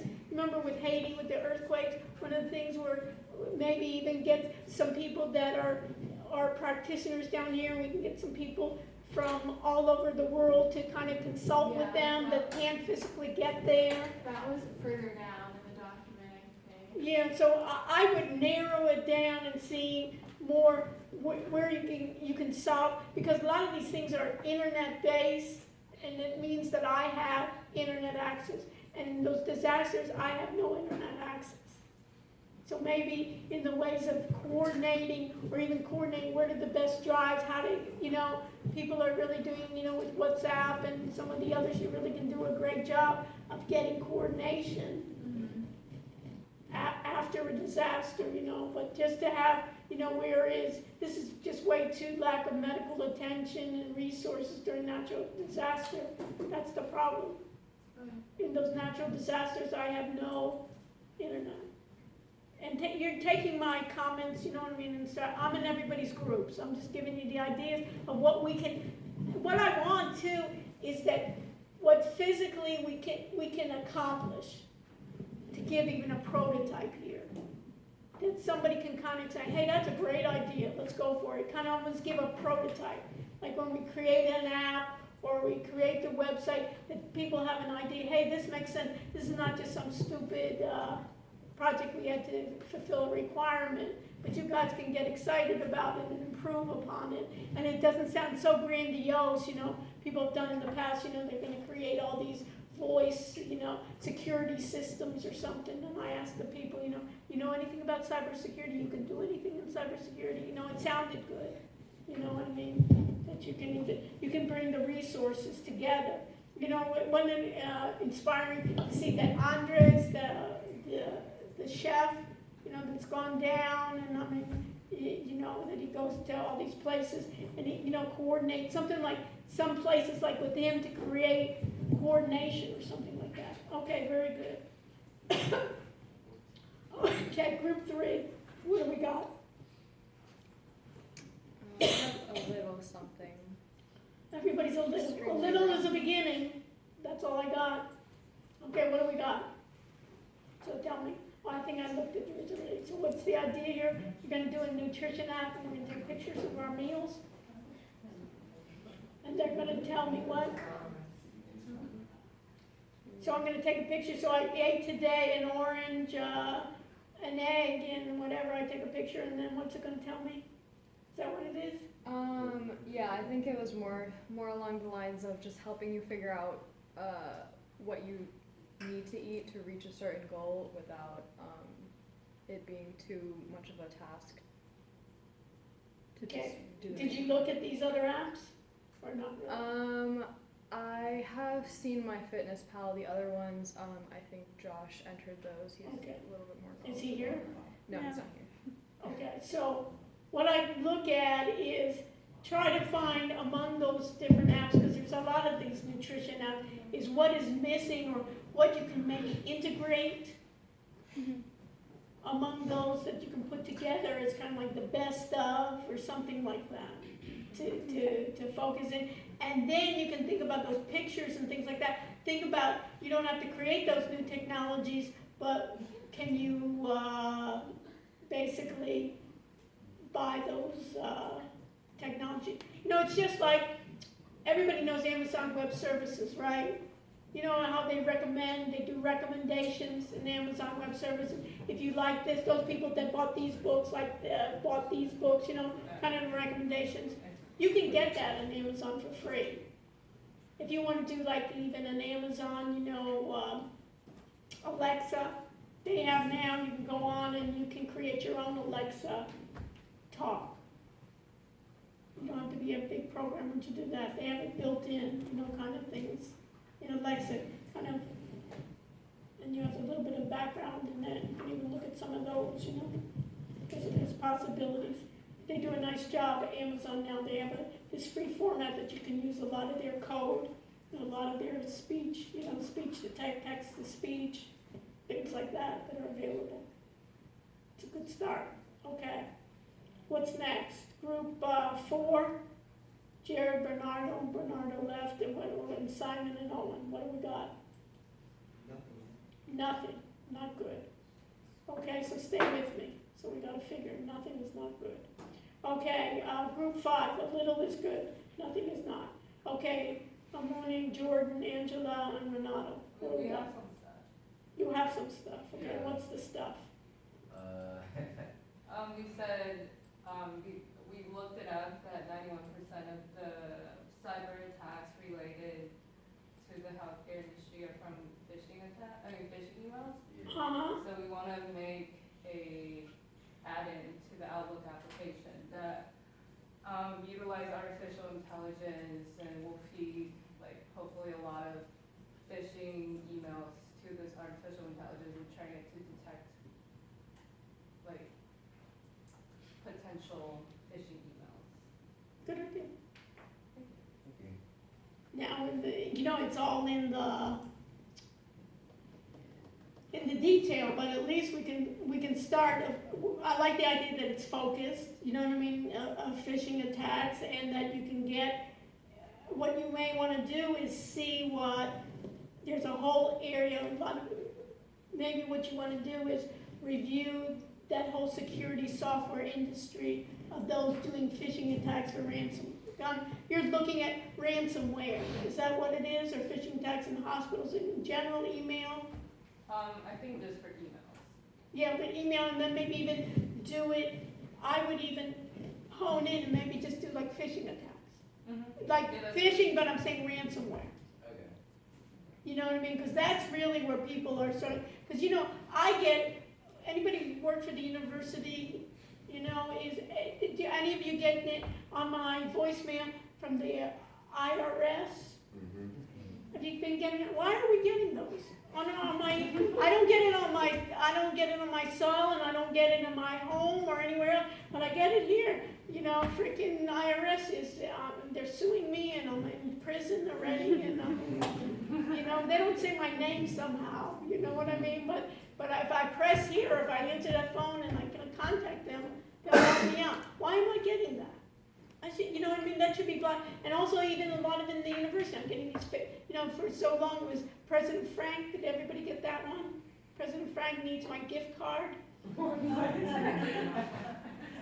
That I'm in a meeting, I'm in a special meeting with President Frank, and can you do me a favor and buy me some Apple gift cards? He needs it right away. And I said, you know, why am I getting this? You know that. So I'm just saying that should be so easy to focus in on those key words there.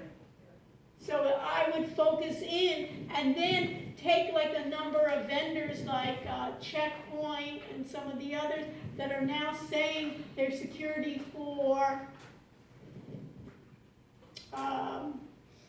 you know, hospitals and healthcare. And what we'll do one evening, I'll invite a number of the CISOs from the healthcare industry here. And we can pitch it to them. And then they can give us feedback and say, hey, this is a good idea, there's not before the end. So I'll do one evening of, you know, healthcare security officers. We'll bring in those that help the healthcare people and those that actually work in, you know, the healthcare facilities, and then we'll get feedback. Very good. Okay. But focus, so for next week, go ahead and look at who's actually doing, because that's a lucrative area, that's almost like, you know, the hanging fruit. If I could sell like some software that says, have, you know, not go, you know, they always blame, what I hate about it is they always blame the end user. You know, it's all our end users' fault that we're clicking on this stuff. And my pretension is, why do I get these? You know, I'm only getting it through the university emails. I don't get them on my regular, you know, why am I getting this? Why am I getting those phone calls? You should be protecting, you should be filtering, those are easy filtering out. It says IRS, and it keeps on having from the same phone number, you know, that that proxy 202, thinking like it's Washington DC, and it's coming from, you know, who knows where, offshore, you know, it isn't even here. Okay, so how do I do? Okay, so course documents, I'm finished with this one. So everybody got the idea, okay? So this one, okay, so group 6, did we do anything? We didn't post anything. Okay. But we have an idea. Okay, so what's the idea? Quickly. It's the application for improving patient engagement and health literacy. Okay, and does it have anything to do with yours, or you're not, it's gonna be generic? I thought, I haven't actually discussed it with The my rest of the partners group? yet. Yeah. Okay, okay, I think it should be narrow, you know, that patient engagement, something like that, and look at what they have, and that's what I wanna do, okay, group 7, what do we got? We have some stuff. Some stuff, everybody has stuff. We have like a general idea. Okay, so that's good, we gotta start somewhere, so what is it? It's more like some type of application, I guess it could be like a website for like actual individuals to use where they can personally input their medical information so they can keep track of it. And I guess it could also really be used for them to like search for other options for things they need, for say like insurers or like I don't know, search for more.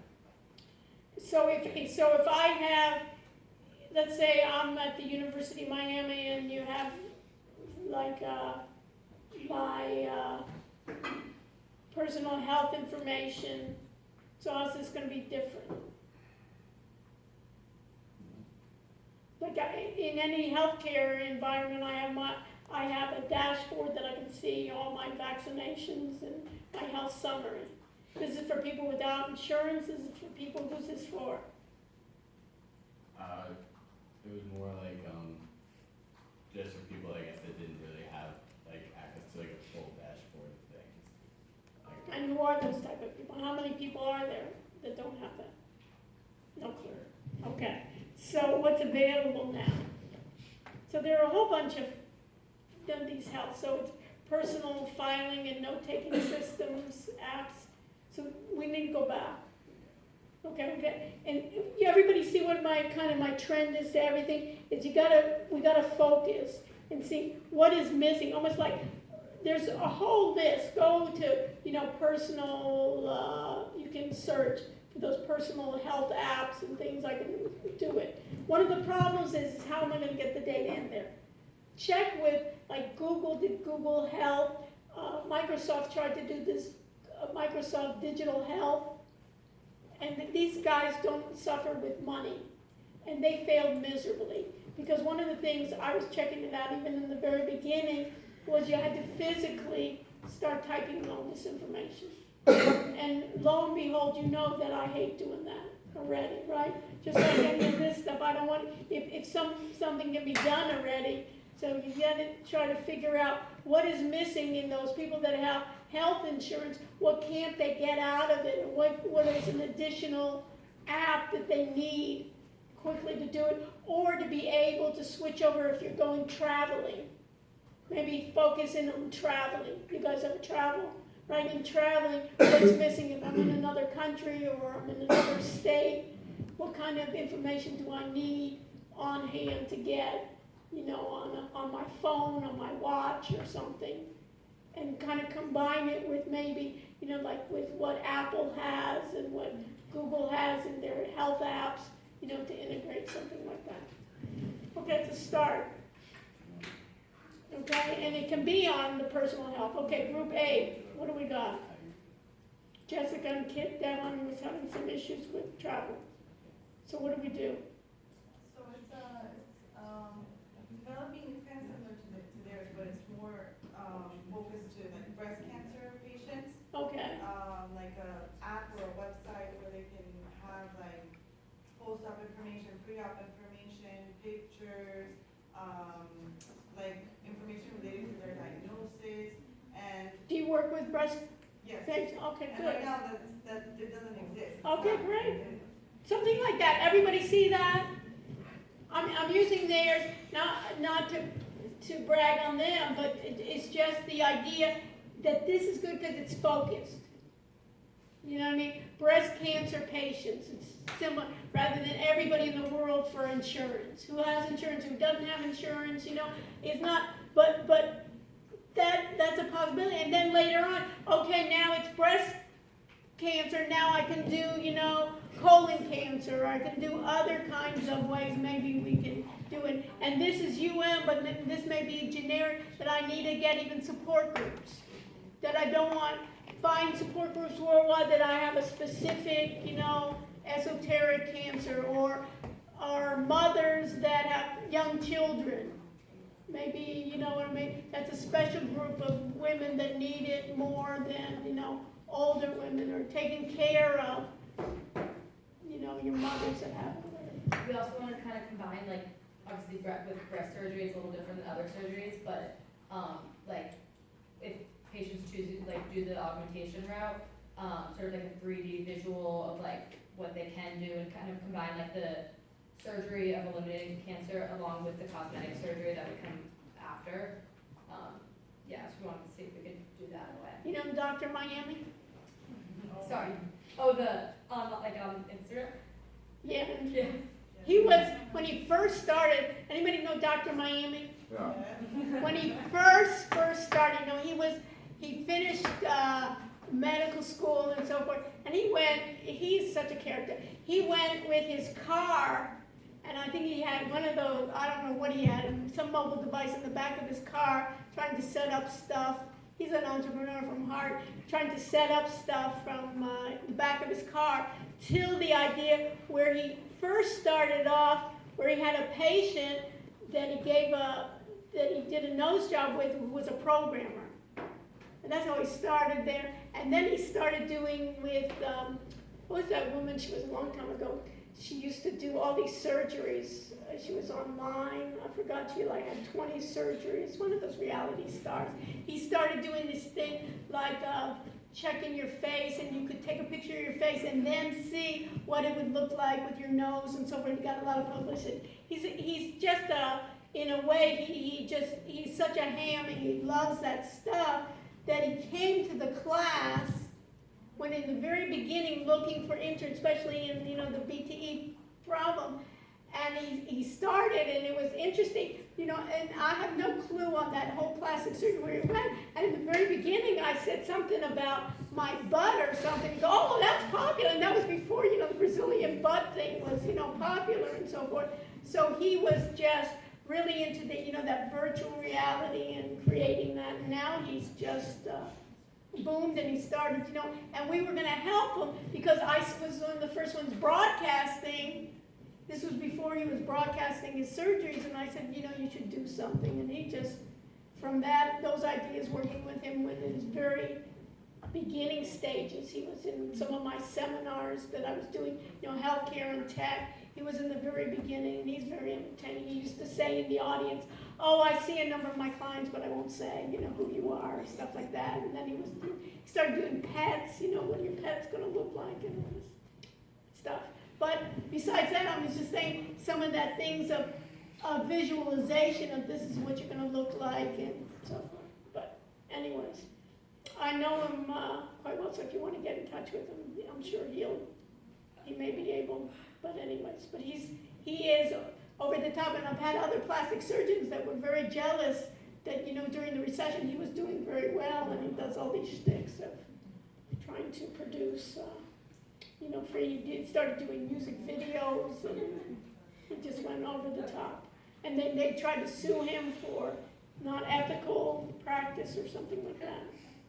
And then I think he loved it more than anything else, you know, going on TV. To all these things. And he wrote these books on, you know, Mommy and Me and stuff. It's controversial. Okay, so what am I looking at here? Who's this? Who did I see? Yours? Okay, what is it? Tell me. Basically an app. We're gonna pair up with like insurance companies, and we're gonna provide this service for patients who are traveling, and if they get sick, they can access the platform and then maybe talk with a physician, get a diagnosis.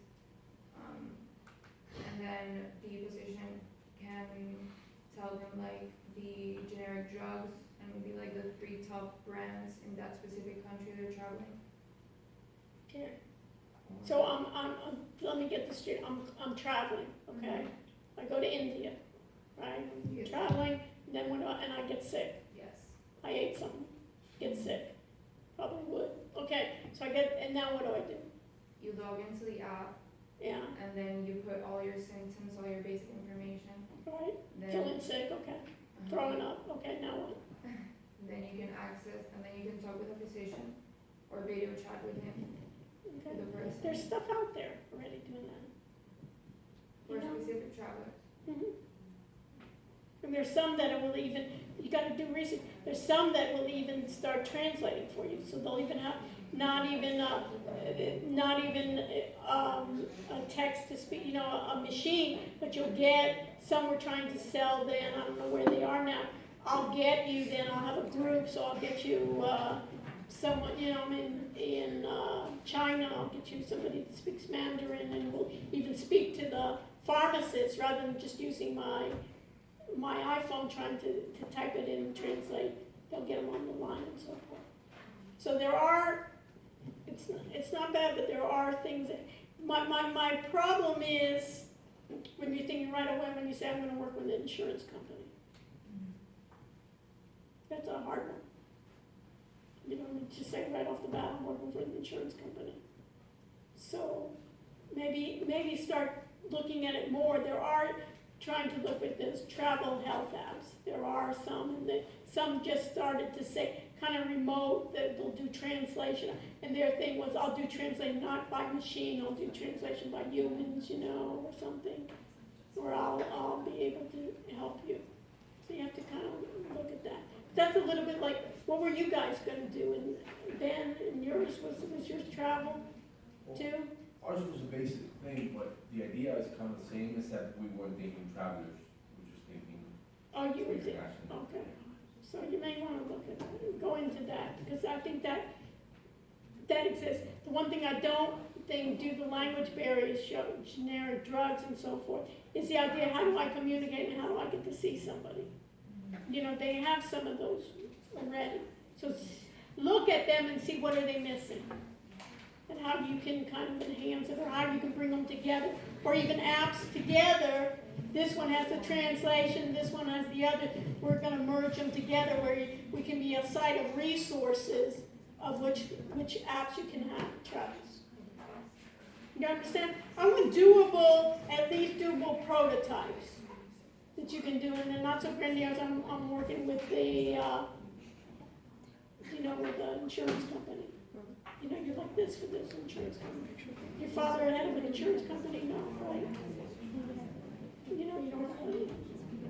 Okay. All right. Anything else? So we're set. We know what to do. So let's get this more refined, because this way, when Wix comes, at least we can even try out what they have, which she's going to do hands-on. My thing is, I don't need to see a lot of PowerPoint, you know what I mean, and what Wix does. Let me get some, I'm going to speak to her this week, let me get something so you're already ready. She'll give us a code, opening, and we can get started. Very good. Stay with me if you're interested. You have some ideas of what you want to learn in this class, what you want me to emphasize. Otherwise, it was a pleasure seeing you. Stay safe. And those with the hiding yours with the what's yours again? Yeah. Well, I just texted them and I think we should come up with an idea. Not as much, not like But I'm just saying, you can even think about it after disaster for other people outside that disaster. We'll take that. Yeah, you can change, but I'm just saying, it's great, but there's, and there's so many, what are you gonna compete with, red frogs, you're gonna get small women, or, with blind people, or, what I mean, how do you get supplies, like those Bahamians here, everybody wants to give, how you gonna give people that? Oh,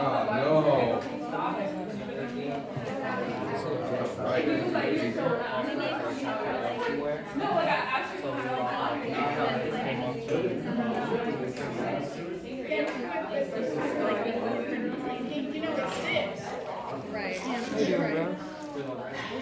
Determined.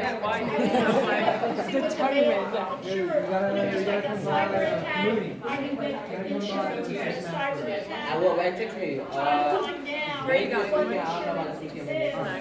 Just let me know, we'll find something. Take care of it. Maybe look at my all around security work.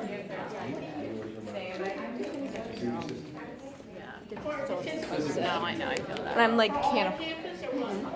I have to like. Medical campus and satellite radiation supplement. So, being in that, I mean, is there anything in that area? Security or something?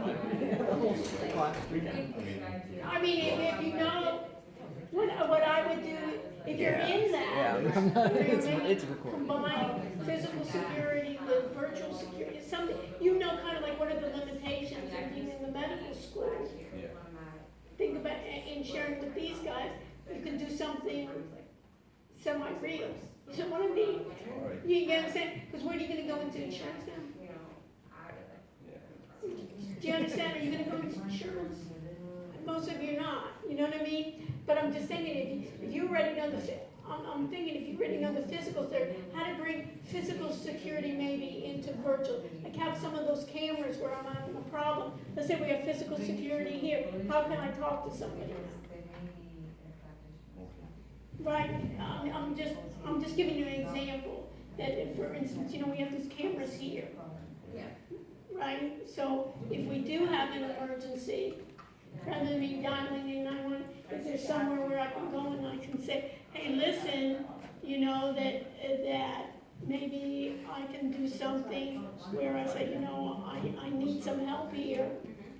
And look at the problem right here, or there's somebody stealing right here, let me zoom in and show it or something. I don't know. I'm just thinking about, you know, the physical, to do a website, I'm having some issues, or I'm in the dorms or something. Rather than just calling 911, maybe I can do something with my phone, that I can do something, or I can take some, you know, there's some security problems too, you know, of FERPA and some other things, and recordings and so forth, but maybe some ideas, since you're doing with, you know, with healthcare, maybe in ways that I can speak with, and maybe mental health and security. You know, I have somebody who's really freaking out or something. Not long, just a way to help him, I really need some help or something, I need to talk to somebody.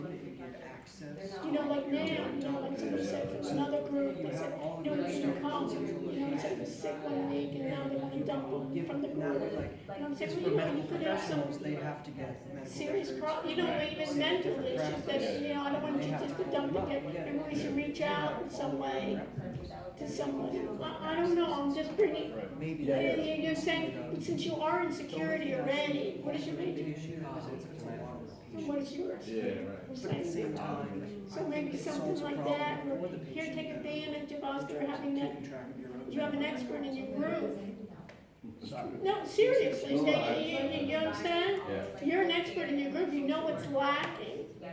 You know that field more than anyone else in this class.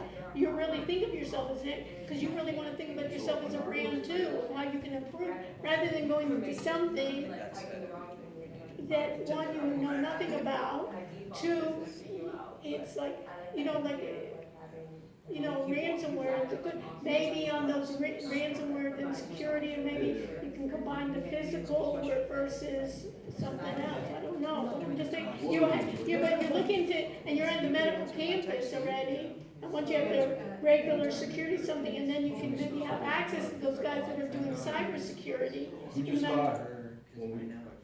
mostly Ben coming up with the idea. Busy, you were out I was too. really out this, Right. but we thought that your idea was something medical. Well, it has to be, it's not so much medical, but it's the idea, it has to be in the healthcare environment. You understand? So it doesn't necessarily need medical, my diagnosis, if none of you are physicians.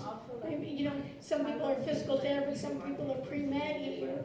So for them, it fits, but for your guys in healthcare sector and security, what's your major now? I'm gonna be doing computer engineering. Computer engineering, so something like that, you're doing computer engineering. let's come up with something clever that these guys can market. You understand? You know that area, why stay away from it? You know what I mean? I know you want to kind of accommodate it, but the opposite. And you guys should be, you know, almost grateful, hey, I got a group. I got a group that somebody really knows, and then you can kind of give them areas in which, hey, go research this part or do this part, and then they can present it. You know, you can talk the technical side, they can talk, you know, the marketing and how they're gonna promote it. Yeah, no, but that's what they are, you understand? So that's what the team is, you know, that's the team issue, that they say, well, what's the competitive analysis, you know, who's in the competition, where are they lacking? And you're an end user too, you know what's lacking and where they're needed, and you know, sometimes they don't even listen to you, you know things that you can fix, you know, when you're just a guy in the, you know, you're not running the whole place. But if you did, you know, where do you see is the future? So I'm thinking that combination of doing the physical with cameras, with almost like what we're doing here, the broadcasting, interaction, almost like repurposing. Sometimes we're not thinking about repurposing when these are not used for physical security. A lot of these are web servers, you know, they're network cameras that have an IP address. So sometimes maybe you can flip them off and share in that, you know, where you have an IP that you can bring people into the classroom. You know, bring people into getting help, bringing people together, where I'm doing, you know, mental health, if I give you permission, some people can come in anonymously and listen to a group counseling session. You know, so we all have anxiety, or we all have certain needs. And what? Mental health be better as an app, so like maybe you can talk to a physician. Yeah, right, it's a possibility, but maybe if I'm meeting physical, but also if I'm meeting in a physical area. Let's say it's something generic, you know, stress or testing or something, you know, anxiety. And some people don't even have to show their faces, other people, you know, giving approval, saying, hey, I don't mind other people coming in, maybe you don't want to show, and maybe, you know, I want to come in, but I don't want to even identify myself. You know, here I'm the professor, anxious professor, I don't want to be, you know what I mean, but I have issues that I may want to talk about. So those are, you know, but I almost want to take advantage of that idea you were in, that physical security, of blending it in with not only just physical, but that virtual. And times when we want it, or times when we need to cry out or help, or so think about it, and then this way, and come up with an idea, and then you know what I mean. That you can develop it more, and then you can say, hey, listen, I got this idea, and then later on you can have a second, you know, this is my product, and later on you can do it, and then share in the proceeds, or you know, not share the proceeds with. Thank you. Take it 3-7. Remember the yacht? Just name it after me. Okay, I don't need to even have a ride on it. Hi. So what are we doing? Owen and I tried our best to communicate. Okay. You know, I received a response from him and no one else until today. Okay, let me just shut off broadcast. Do you mind? That'd be good. Yeah, let me just find it. Okay. So let me end broadcast. Did this stop? Can you check? Yeah, can you do, see if it?